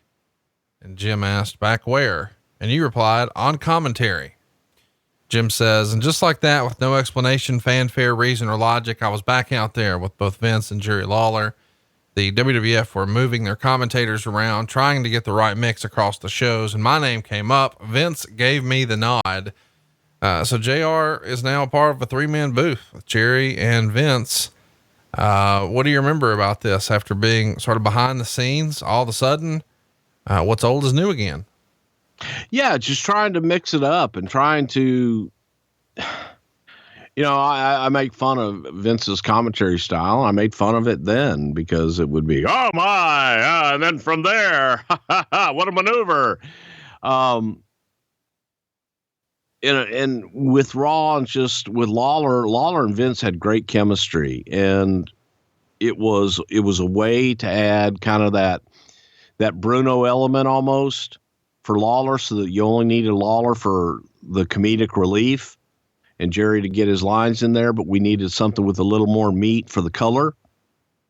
And so it was originally almost as if Vince was going to do play-by-play, JR was color, and Lawler be the analyst, and kind of morphed into Vince being color, JR doing play-by-play, and King being the analyst, to what we ultimately ended up with JR and King. But yeah, change of pace, just mixing things up and trying something new. Yeah, it's good to see him back here. JR would write about this 3-man booth by saying that he felt like they had good chemistry right away. But it's very hard for King and Lawler to go into business for themselves because they're sitting right next to the guy who owns the company. And he thought that Vince brought out a different side on camera. He was more playful, a more mischievous side. He enjoyed working with him. What did you think of the 3-man booth? I'm not a big fan of 3-man booths, but I thought they were good. And I think that the reason for that was because Vince did control it, and he was able to put a harness on himself and tag both guys in when they needed to be tagged in. So the fact that they had good chemistry worked as well. You know, you never knew what was going to come out of King's mouth, and Jim was good at bringing you right back where you needed to go in the story. So I thought they had great chemistry and were good. It doesn't last long though. JR's back off commentary and put backstage again, and we would see him pop back up doing commentary on the Beware of Dog pay-per-view. After they lost power, they had JR, Mr. Perfect, and they did some commentary on the matches that had to be redone. And he says later that year during the South African tour, you and Jim had an interesting conversation, where you whispered into his ear, JJ's gone. And this creates, a bit of an opportunity because, you said Vince wants me to replace JJ. And JR says, of course, you've been here longer and know the company far better than I do. And he says that you said, Vince wants to give us both new roles. He wants to make me the vice president of talent relations and you the VP of wrestling administration. What did you think of, you know, when JJ leaves and now there's going to be musical chairs in the office again, the first version of things, and then the way things wound up? Well, first of all, I am a horrible administrator. I don't like to administrate. I'm a creative guy, and I enjoy creative. I like a little bit more free-formed job description, if you will. So when JJ left and these moves are being made, I think that Vince was comfortable with me because I had done everything, and I knew the job. I knew everything involved in it. And he wasn't sure what was going to happen with JR as far as JR's contract coming up. And Jim, you know, was talking about going to WCW, and I may have another opportunity over there. So, and then I was the one having to give the information to everybody. Originally, when everything came out, I was asked for my opinion of what I thought we should do. And I thought, you know, JR should have moved into that spot and just taken over JJ's duties and let me and Corny and everybody else just continue doing what we were doing. And I think Vince wanted a little bit of checks and balances there for whatever reason, but I just felt we were in the wrong roles. I was definitely in the wrong role. I did it because I was asked to do it, and I was happy to help any way I could. However, you know, like Jim said, he wasn't sure what that role meant. Neither was I. So we worked our way through it, and as time went on, I demonstrated that, you know, as far as details go and all these logistics and shit, Jim's a lot better at that than I am. And we kind of reversed roles, and Jim took over the entire department, and I moved into, you know, concentrating on development and other things like that. But yeah, it was a weird time because there was a lot of change and people just didn't fucking know. You know, we didn't know what was going to happen, and JR was in flux at the time. But then once he got, you know, ingrained and we realized that, you know, hey, no, man, he's here, he's with us, and let's move. And I think, you know, the more uncomfortable conversation we had is when JR says, yeah, Bruce, I'm going to move into that office you're in now. And we're going to move you down, you know, a couple doors. I'm like, great. I don't give a fuck. And I think Jim was uncomfortable thinking I was attached to the office, and I wasn't. I was like, next. I just, you know, it was a burden off my shoulders, you just that was hanging heavy because it's 24. Look, all of us are 24/7. We're 24/7 now, but then it was crazy. It was a difficult, fast moving, a lot of moving parts.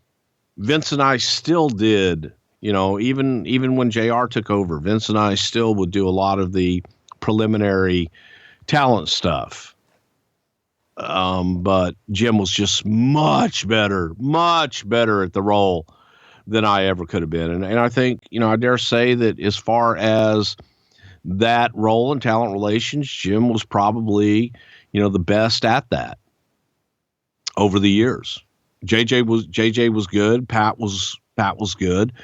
I don't even think I've been rated the worst. I think that there were like two people in there that were worse than me that had nothing to do with the wrestling business. But it's just a tough job. It's the heat job. So then I became the heat magnet for JR and Vince. I'm the one that delivered all the bad news then. I never got to give anybody any good news. Let's talk about September 6th. It's a special edition of Raw on a Friday night. This is the first time that JR really becomes involved in an angle. It's the regrettable fake Diesel, fake Razor angle. What can you tell me about this and how from JR's perspective? Well, from JR's perspective, I think that he didn't understand why he would be a heel, and JR's a heel in real life. So we thought we'd put that on screen there. JR had credibility. So for JR to tell us that Razor and Diesel are coming back, the audience is going to believe good old JR because he's not going to lie to me. And we did bring Razor and Diesel back. So in using Jim, you were using that credibility to say, for people to go, holy fuck, what's going on? Because you'd seen Scott Hall and Kevin Nash on the competitor show. And now here's an opportunity oh my God, they're coming back. So that was why we used JR just to get that message out there and associate him with Razor and Diesel right from the get-go. It's not the best angle in the world, but, JR does a great job with the promo. He comes out and cuts, almost like a worked shoot promo where he's talking about the real life hiring and firing and trials and tribulations he's had of working with Vince McMahon. And that happens on the September 23rd Raw. What did you think of the promo that he cut that day? Because if you haven't seen it, you should go out of your way to see it. Maybe we'll link it on our social, but it's September 23rd, 1996. And there's a lot of realism in that promo. And, not a lot of fans knew the backstory. This is before, information was as readily available on the internet as maybe it is now. What'd you think when you see JR deliver this impassioned promo in the middle of the ring? I thought it was great because it was real. It was all the shit that Jim had said. It was all the shit that Jim had actually lived and been through. So for him to go out and say all of the things that he said, that was coming from the heart. And it was everything that he had lived through and experienced.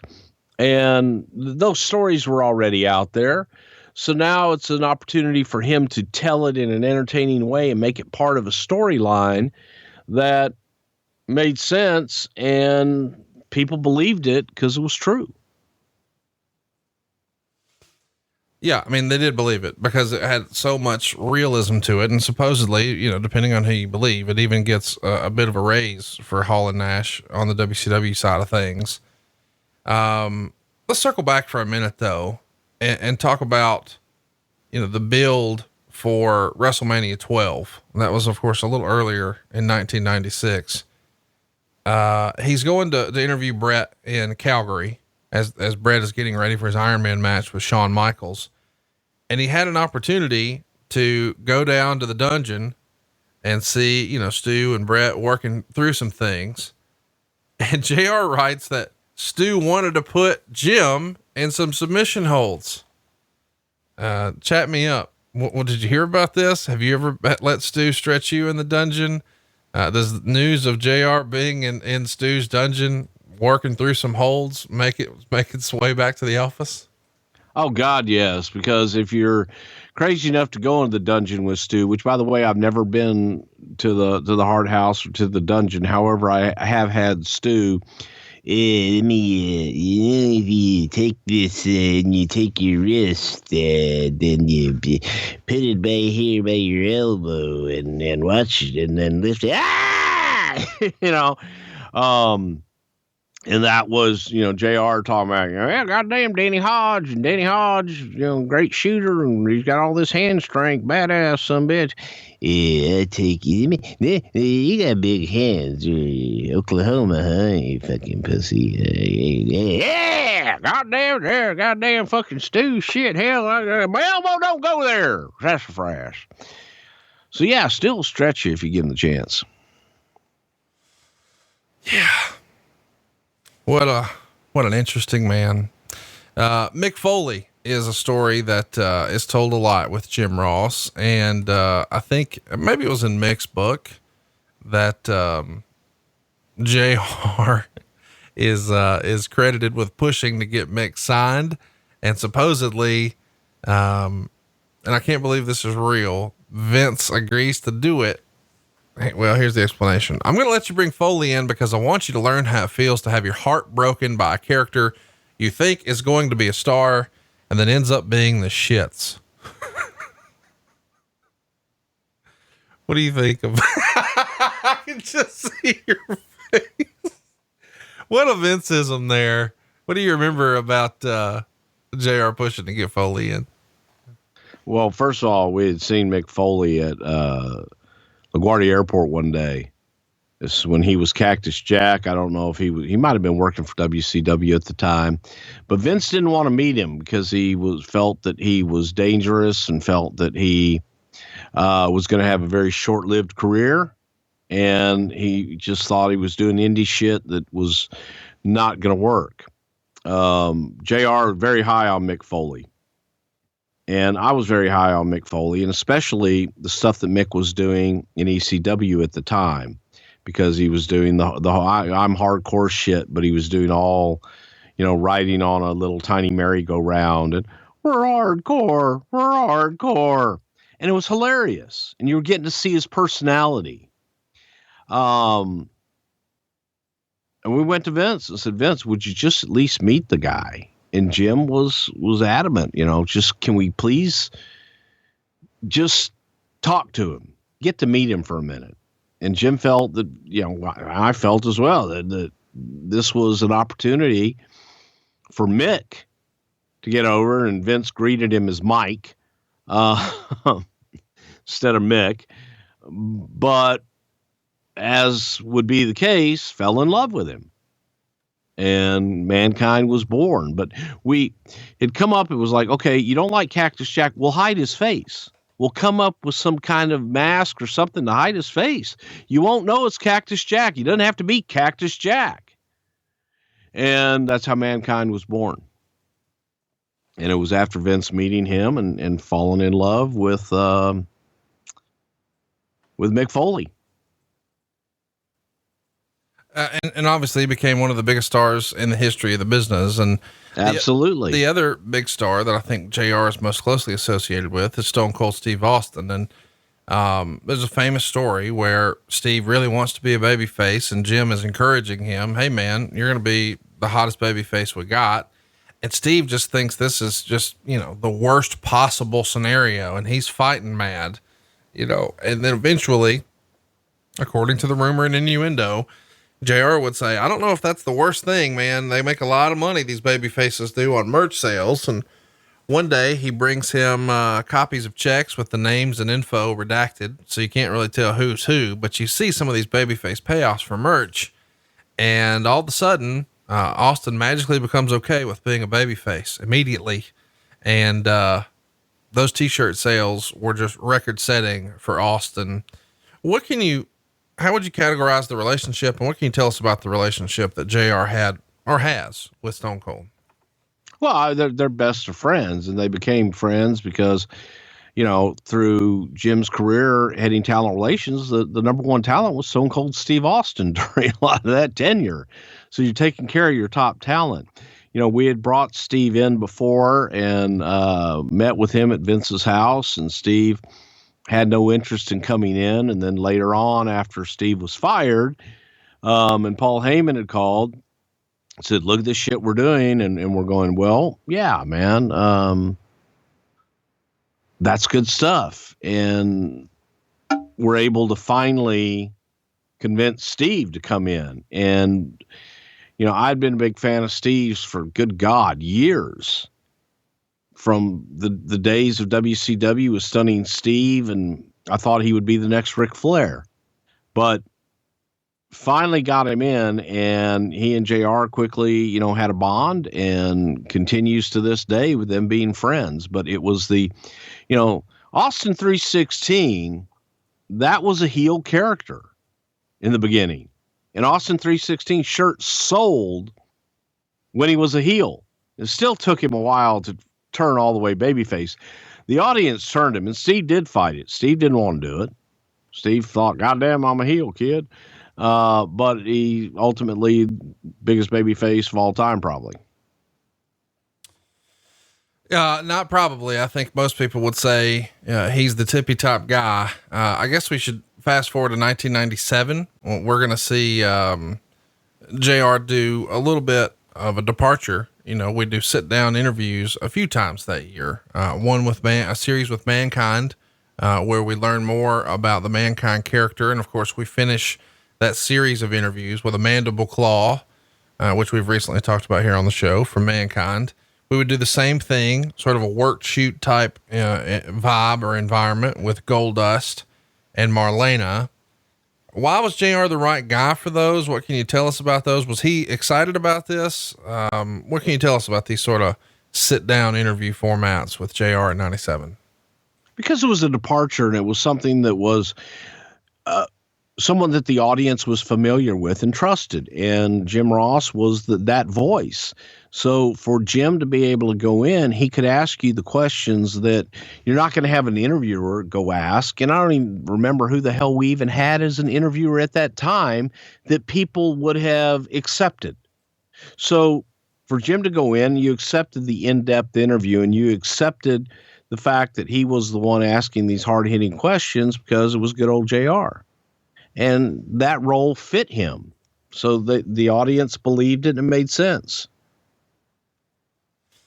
No doubt they were into it, and it gave another layer. And I think JR was probably the right guy for it. But, eventually we start to see the seeds, of the Mr. McMahon character in 1997. Of course that's going to be November of 97. But before we get there, we've got to find something for Stone Cold to do. I think everybody remembers that, SummerSlam 97, Austin was, injured in his match with Owen Hart. And as a result, you guys are trying to find a way to keep Steve on TV, even though he can't compete in the ring. So at Ground Zero, which is in your house from September of 97, Austin hits JR with the stunner. Talk to me about that creative and how Vince felt about putting JR in the ring, and how JR felt about doing some physicality like that. I think JR loved it. He'll tell you, no, goddamn, I'm not a wrestler. I didn't want to do that, but he loved it. But again, it was getting over that Stone Cold character that the rattlesnake will bite any and everybody, and the DTA, don't trust anybody. That was more building Steve's character. And even the guy that's shouting his praises the most, he can't even trust him because he's a damn rattlesnake. And that was building that character more. And I dare say Stunning JR made Steve even more popular because told him no one's safe. Yeah, it's a cool story because you don't expect to see anything physically happen to JR like that. Let's talk about, what's next for Austin, though, is going to be his feud with Mr. McMahon, this evil heel owner character. And a few months later, after this Mr. McMahon character is rolling, Vince says to JR, JR, there's a difference between Mr. McMahon on TV and Vince in real life. And JR said, really? And what might that be? And he says Vince struggled to answer, but Mr. McMahon was an over the top version of Vince. Do you agree with that assessment? Just an over the top version? Yes, he is an over the top version of Vince, but he's very close to the real, you know, the human being. It's just the volume is turned up as fucking loud as it'll go. With the Mr. McMahon character you see on TV. Yeah. I mean, I think most people would agree with Stone Cold's assessment that the best characters in wrestling are, you know, just you with the volume turned up, as you said. And of course, the Stone Cold era starts in 1998. We know that, Austin's going to win the world title at WrestleMania 14. And, throughout 98, I think that's really when Jerry Lawler and Jim Ross sort of come into their own, now that Vince McMahon is out of the booth and we've got a 2-man booth. Famously, you know, King of the Ring 98. I mean, that's got to be, without question, Jim Ross's most famous call, right? The Hell in a Cell call. Yeah, definitely. Oh my God, I think he killed him. Yeah, absolutely. It's probably the most replayed, you know, clip, and it's the voice of a generation. In December of 98, he's in England for the Capital Carnage pay-per-view, when his wife called, and told him that his mother had passed away. And the next night at Raw, he starts to feel some strange sensations. He's got a throbbing headache, and the audio coming through the headphones is now painfully loud, and every noise feels like it's going to kill him. His eye won't blink. His tongue goes numb. He's having another Bell's palsy attack right there, but he says this one felt much different. Maybe because, you know, he was awake for this one, but he thinks that he triggered the attack by putting himself under so much stress of suppressing the grief of losing his mother and not dealing with his feelings and instead focusing on the broadcast. Were you there that day when he had this second Bell's palsy attack? Yeah, I sure was, man. I was with him the night when he found out about his mom, and that was a tough night. And he just, you know, Jim was raised that you really don't show your emotions and you power through. So he did what he had to do, and his job was to get on the show and get through it. And the Bell's palsy hit him, man, and hit him hard. And this one, while the other one may have been painful, and a lot of this one hurt, he was in a lot of pain going through it. Is what I remember most, because it was, maybe the other one happened in his sleep. This one happened while he was wide awake and he experienced it. And it was kind of like having a heart attack. You remember that pain and you just go through it. He powers through the show, and immediately afterwards, he says that Vince had him an appointment with the finest neurologist in Connecticut. And they confirm, of course, it was Bell's palsy, and they haven't yet figured out what caused it or how to cure it. And he's obviously going to miss a little bit of time here. And Vince writes him a handwritten note that says, "Dear JR, it's not the number of times you get knocked down in life that counts. What counts is the number of times you get the fuck back up. So get the fuck back up. Give the Stone Cold hand sign to everyone who wants you to stay down. Use the love, respect, admiration, strength, and will of your friends and family to bolster your spirit, restore your confidence, and help you face the challenges of the future. You've come a long way, JR, and you've earned a great deal of respect and admiration from your family, friends, and foes. However, quote, that was yesterday. I need you, your family needs you, and your company needs you to help carry the WWF into the future, black hat and all. JR, you have my utmost respect, appreciation, and love. Your friend, Vince. P.S. There are 5,000 reasons for you to celebrate this Christmas in an envelope on my desk, which will be presented to you on your first day back at the office." Pretty nice little humanizing side of Vince that fans don't hear about a lot, huh? Well, yeah, that's the part that, you know, people tend to forget, that, you know, he is a human being and he's always been more than fair and very generous. So yeah, I mean, that kind of sums a lot of it up right there. I guess the thing that a lot of people remember about 1999 is that Dr. Death, Steve Williams, is going to come into the company, and you guys try to turn heel, or turn JR heel, and Dr. Death is going to be his bodyguard. I think that goes down on like March 8th. The storyline, of course, is McMahon has fired him because of his condition, and Steve Williams is here as his personal enforcer, and he's going to confront his replacement, Michael Cole, in the ring. And Cole, of course, is going to insist he's not trying to take JR's job. And then JR is going to low blow Michael Cole. And then he's going to set up his own little announce table, with a little, label on it that says JR is Raw. This, of course, doesn't last. I thought it was kind of fun for what it was. What'd you think? I thought it would have been great. And I think that JR just didn't embrace it. JR didn't want to be a heel. If he would have embraced it, I think it would have gotten over like $1 million. In addition to that, I think that, Doc coming back off of the Brawl for All debacle with his hamstring and all that shit, Doc was trying so hard to get over, and Jim was trying so hard to get Doc over that it kind of worked against him. And unfortunately, people were getting hurt on some of Doc's suplexes and things like that, that it became, well, Doc's hurting people, and we can't have him hurting people. And if that's the only way he can work, then he can't work here. So there were a lot of reasons why it didn't work. I mean, there was, Jesus Christ, there was the time that he had me manage Doc for a night, and it after the hamstring shit and the Brawl for All, Dr. Death was never the same. However, I think that in this instant, because JR was over, I think if Jim had embraced being a heel and gone for it, people were man, the JR is Raw fucking having his own announce table. To me, that was some of the best shit, funniest shit we ever did. I enjoyed it. I wish, we could have seen more of it, but we know that Dr. Death is not long for this world.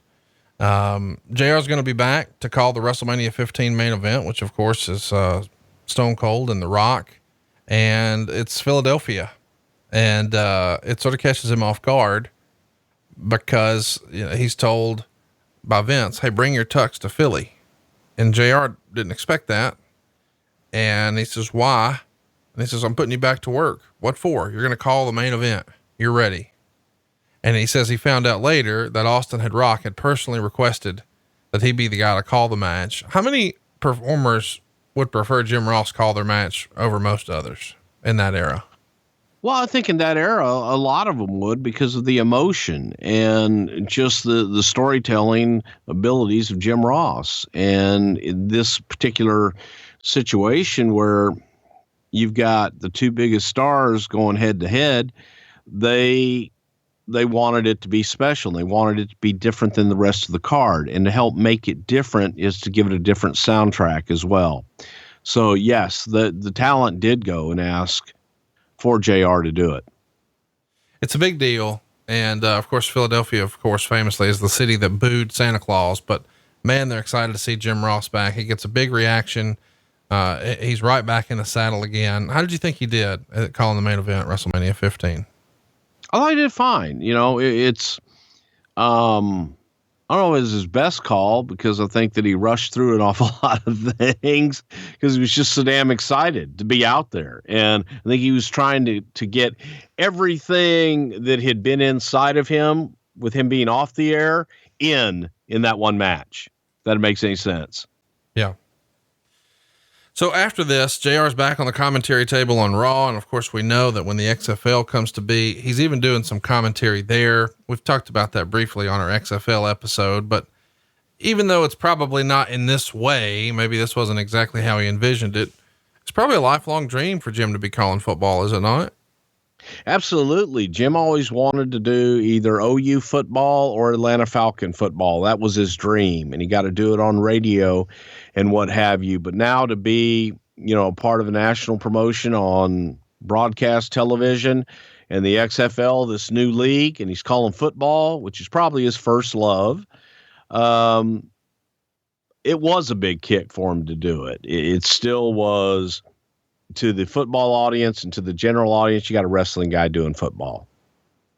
regardless of how much passion Jim had for football and love and knowledge, it was still a wrestling guy doing football. Yeah, no doubt about it. Let's talk about the night after SummerSlam 99. I think most people know that that's a big day for Triple H. He's going to come out for an interview with JR. And in this segment, Triple H puts JR in an arm lock and threatens to break his arm unless the new world champion Mankind comes out and agrees to give him a title shot. Of course, this brings Foley out. He agrees. And then Triple H breaks his arm anyway. And this is kind of fun because, when Triple H goes to break JR's arm, you guys pipe a sound effect into the broadcast, but it's out of sync by a second. So we hear the arm break after Triple H broke JR's arm. Are you in the back with Vince when this happens? What's the reaction?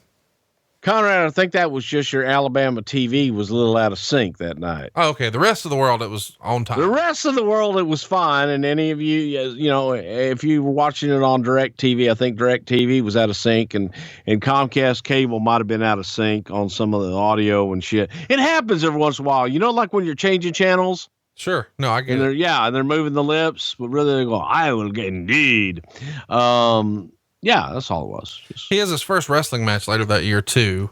October 11th, JR is going to be teamed up with Stone Cold Steve Austin to take on Triple H in China. Goes to a no contest with China beating up JR in the ring the whole time. I mean, is Vince having the time of his life booking JR in these awkward positions or what? Well, again, JR is a sympathetic character, being in JR with the way that he would call Stone Cold matches. It was obvious there was some favoritism there. So you're going to go that far. You're not going to be that impartial, and you can't deny it. So put him in there. And if you're a heel, I can't do too much bad shit to Austin, but I can sure as hell do it to his little buddy down there. And it helped get heat. Right.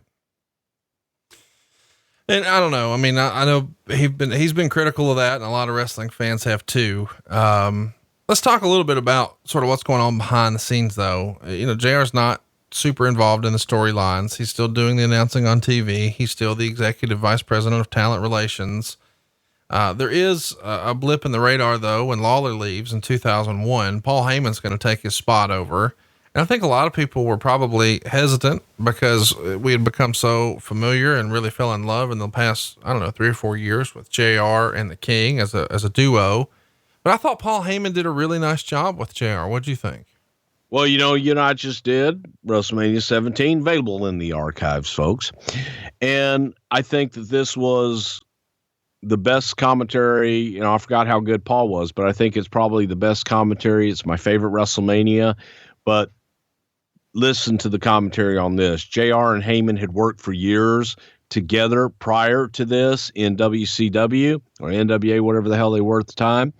And when they got back together, it was like old times, and they clicked. They worked well together. You had the obnoxious New Yorker and the Southern good old JR ready to rock and roll, and you felt it, and it was good.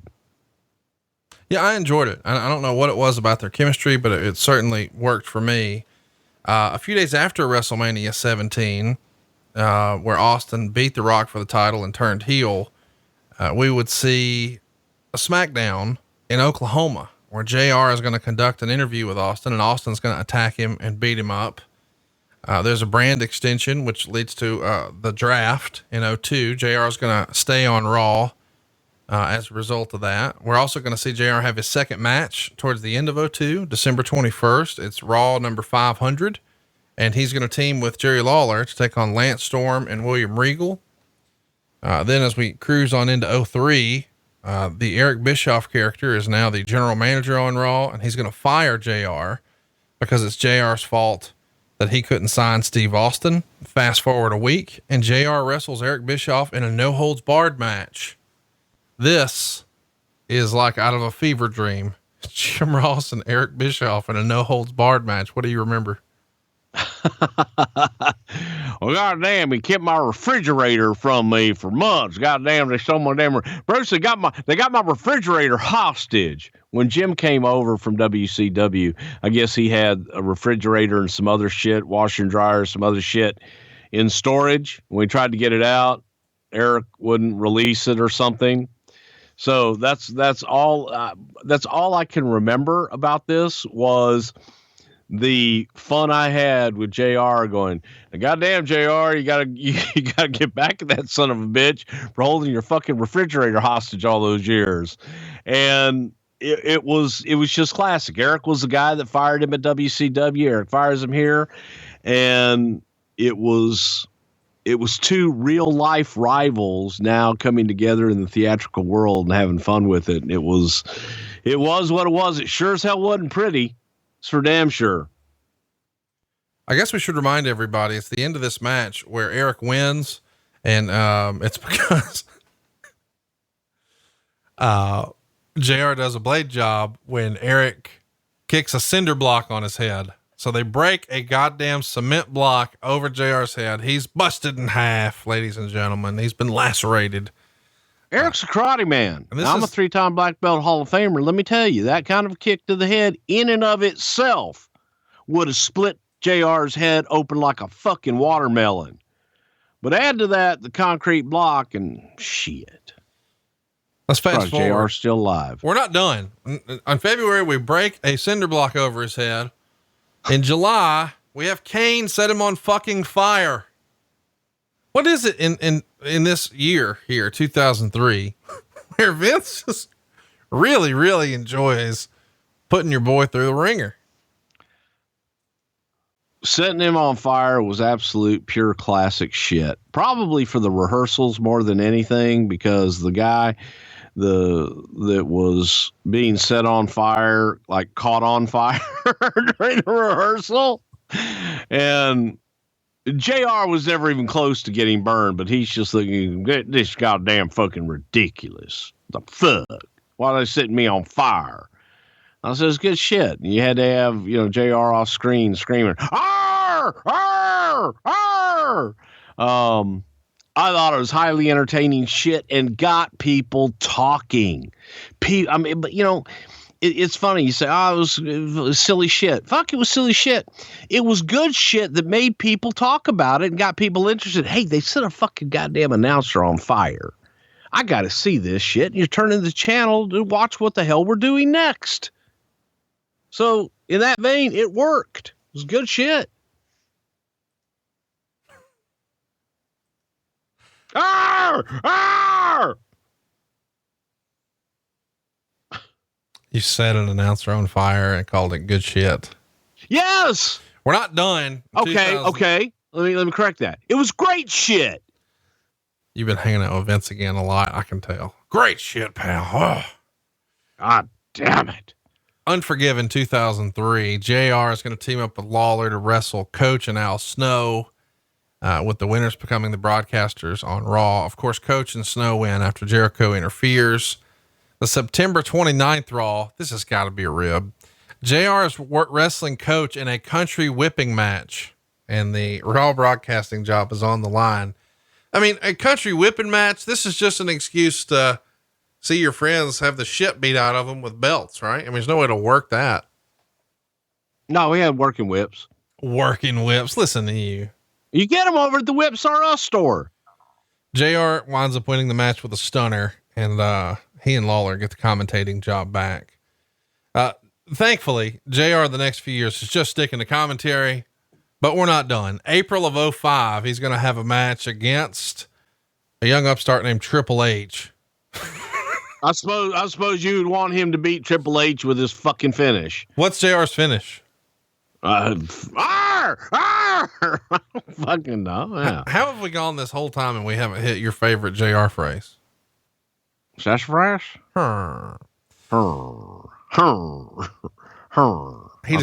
He really doesn't like when we do that, by the way. Why? Well, now that he does that in real life. No, he doesn't. Yes, he does. What's funny is I think so many people, like, they think that Michael Hayes really walks around saying, Dave. and that JR every time he like sits down in his chair says, sassafras. none of that's true. So in 2000, it's true. In 2000, by the way, Batista comes in and hits Triple H with a chair shot and puts JR on top. So thank God JR got the pin and he won the match. He hit his finish, which is apparently a Batista chair shot. During 05, JR steps down from his executive role, and he says he does this to give him more time to focus on his health, his family, and his business ventures. But in reality, doctors had discovered a serious issue with JR's colon. He's going to need some help, and he's not in a good way. And on the October 10th, 2005 Raw, Vince is going to storyline fire him to give an explanation for his absence. And,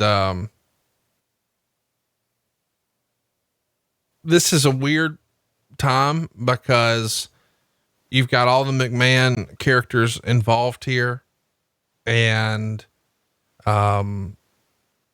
eventually there's a confrontation. JR is going to tell Stephanie that he's sorry that her mother, Linda, got stunned. And then Stephanie slaps JR.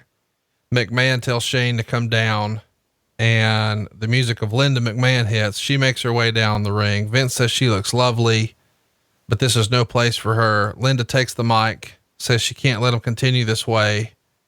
And the only way to garner respect is not by yelling and screaming or pitching a fit. It's by taking action.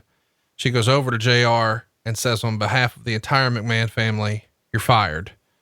Stephanie and Vince laugh. JR can't believe it. And then Linda kicks him in the nuts. I mean, Linda McMahon kicked a guy in the nuts. What did you think of this? Where would you want her to kick him? What do you think of that? It's just not what you expect Linda to do. I don't know. What do you think of the way we get him off TV here? Well, again, storyline wise, I thought it was tremendous because people did love him, and it was a great way to get the characters over that we were trying to get over that were going to be there for a while. So let's do it in a big way. Would it have been better if he just disappeared? So, JR's sick. Okay. He's not going to be on TV anymore. Sorry, folks. Or do something we're still talking about all these years later. No, I mean, he kicked him in the nuts. There you go. He gives a good, both of them. Thank you. After Raw's over, he even gives a goodbye speech on WWE.com.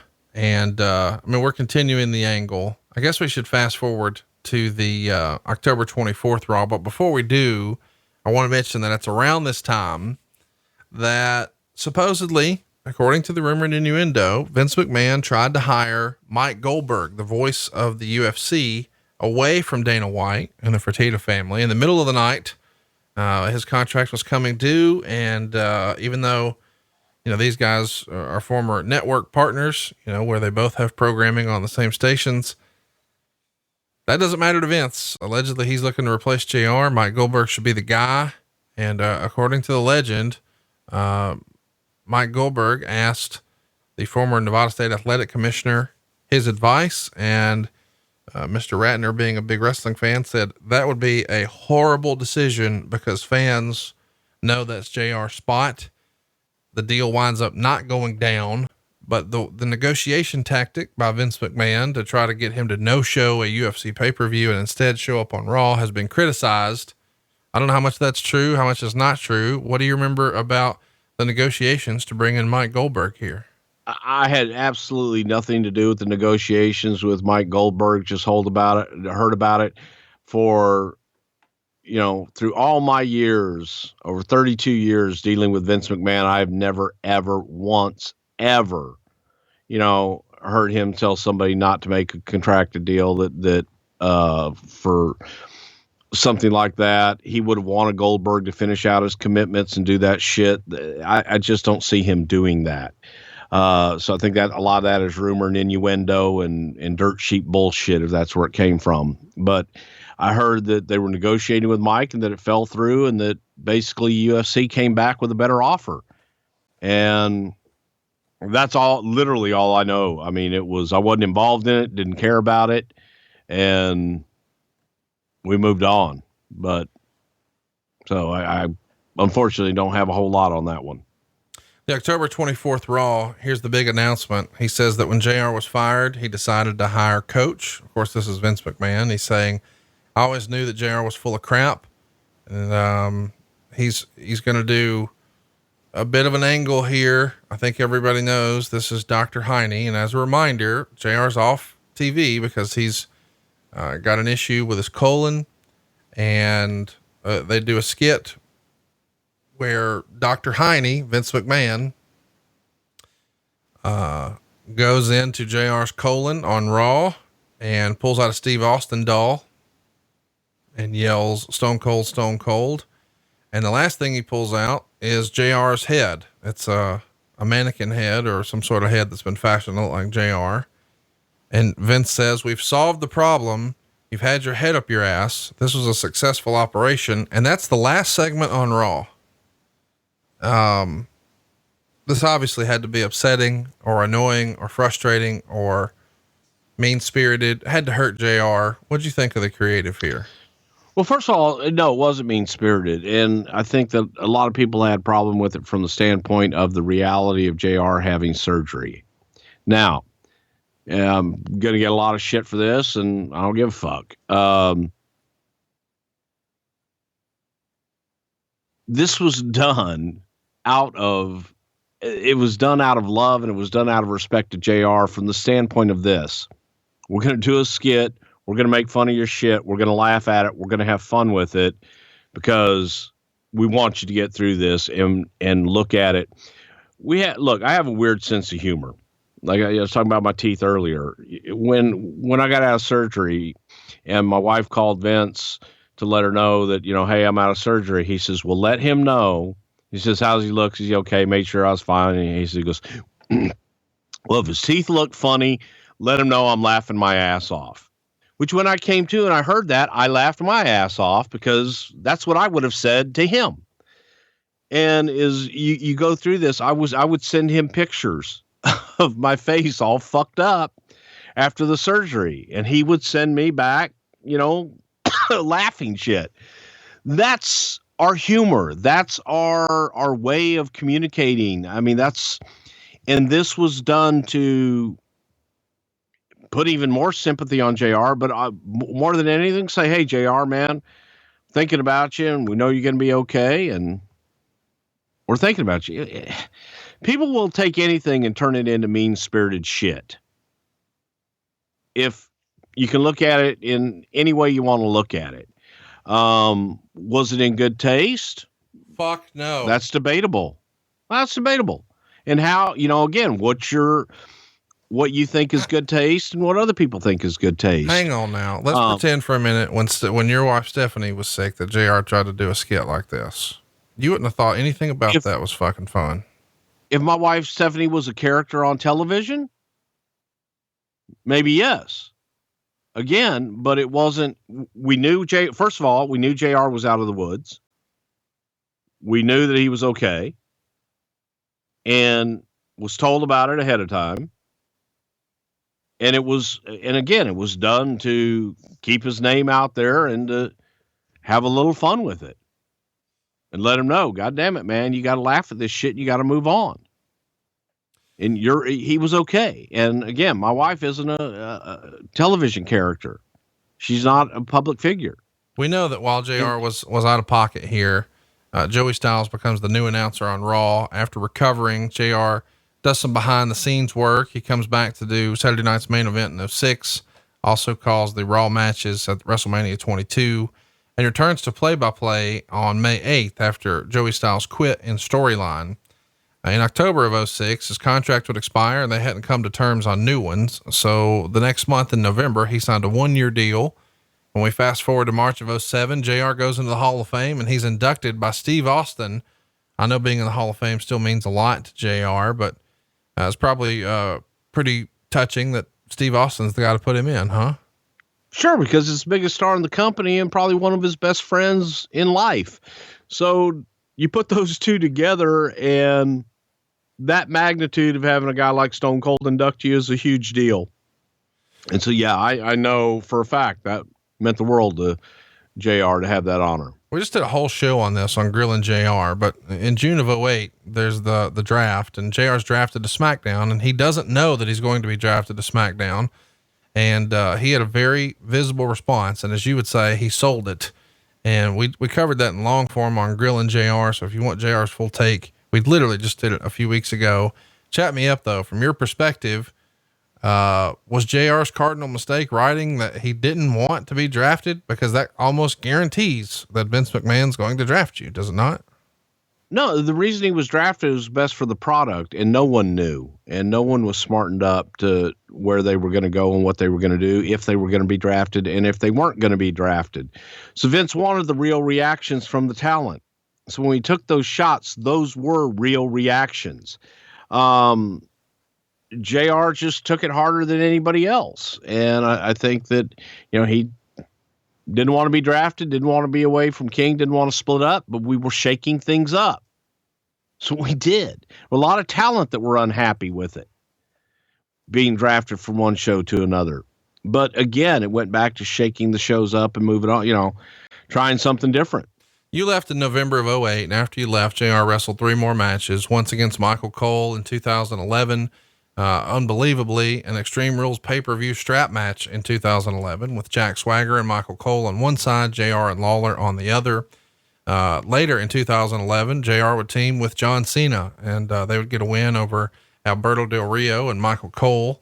And then ultimately JR's run as sort of a full-timer with the company comes to an end in September of 2013. And that comes after a lot of criticism from an August 2K video game symposium in LA, where supposedly Jim Ross and Ric Flair had a few too many cocktails, and that got off the rails. Now, of course, JR would deny that he was drunk, and would say that, his speech may have been affected, but that's from Bell's palsy, and people just weren't hearing from him all the time. So maybe they, whatever. But I know a lot of people know that Rick had lost his son Reed earlier that year, and he was probably drinking too much. What did you hear about that 2K disaster and then the fallout, which cost JR a business relationship?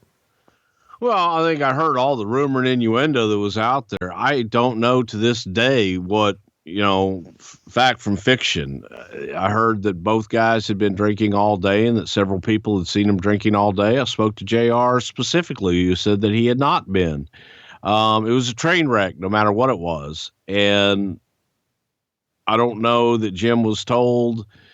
Jim didn't tell me that he was fired for that, and nor did I hear from anybody else that said, okay, Jim specifically was fired for that in any way, shape, or form. It was just that he had moved to Oklahoma. He wasn't doing nearly as much as what he had been doing, and that was it. I mean, I think watching it, because I did watch it, I thought that JR and everybody else involved in it should have taken steps to probably get Rick off the stage and protect Rick from himself at that point. Because Rick was in a bad place. Rick was in a highly emotional place. And to allow it to continue, I think that was a lot of people's fault. And if JR were on top of his game 10 years ago, that JR would have, switched the subject. JR would have done an end around and brought that thing back to where it needed to be, instead of letting it go on the way that it went on. But again, a lot of people could have helped out in that situation, and talent tried. It was just a train wreck. It was an unfortunate train wreck, but I have no knowledge whatsoever as far as what really happened there, because I wasn't there. Were you shocked to read in 2013 that his relationship with WWE came to an end? I mean, had you been in touch with him between 2008 when you left and 13 when he's going to wrap it up? Yeah, we talked from time to time. Absolutely. But it was pretty casual, and I'm never surprised at, people coming and going. You never say never in this business. So anything can happen at any given time. And I did know that Jim was looking for a long time to just stop doing what he was doing and enjoy his Oklahoma football in Norman. So You say that enough. I really wish I could just, go do my football games. Okay. Congratulations. Go do your football games. I think everybody knows that JR winds up working with New Japan from 2015 to 2018. And he pops back up at 2017's WrestleMania. He comes back to call the Undertaker Roman Reigns match, and that's not too terribly long after the tragic loss of his wife, Jan. Vince McMahon presents him with a 2-year deal with WWE, and that came to an end earlier this year. And unbelievably, JR signs a 3-year deal with the new group, All Elite Wrestling. He's going to be a commentator, and I think his other title is Senior Advisor. Is it a little weird after all this time to see JR, wearing the jersey for another team? No, he's worn jerseys for a lot of other teams, and we'll probably wear jerseys for other teams going forward in the future. And I wish JR nothing but the best. And it's, through our life, we've been through a lot of ups and downs personally and professionally. Through it all, we've always remained friends and always, been there to kind of commiserate one way or another. So it's another chapter in his life. It's another chapter in my life. And we just, move on and take it from there, because we're going to see each other and everybody's going to you're going to see each other down the road one way or another, somewhere, sometime, somehow. And I just go back and I look fondly on my memories of traveling with Jim back in the day and all the time that we spent together. We had a hell of a run, and now we're on new runs in different directions, and going to be some fun. Where do you rank JR and Jerry Lawler as a commentating team all time? My favorite is Bobby and Gorilla, and King and JR are probably number 2 or 3. Probably number 2. What do you think? Because they just had such great chemistry.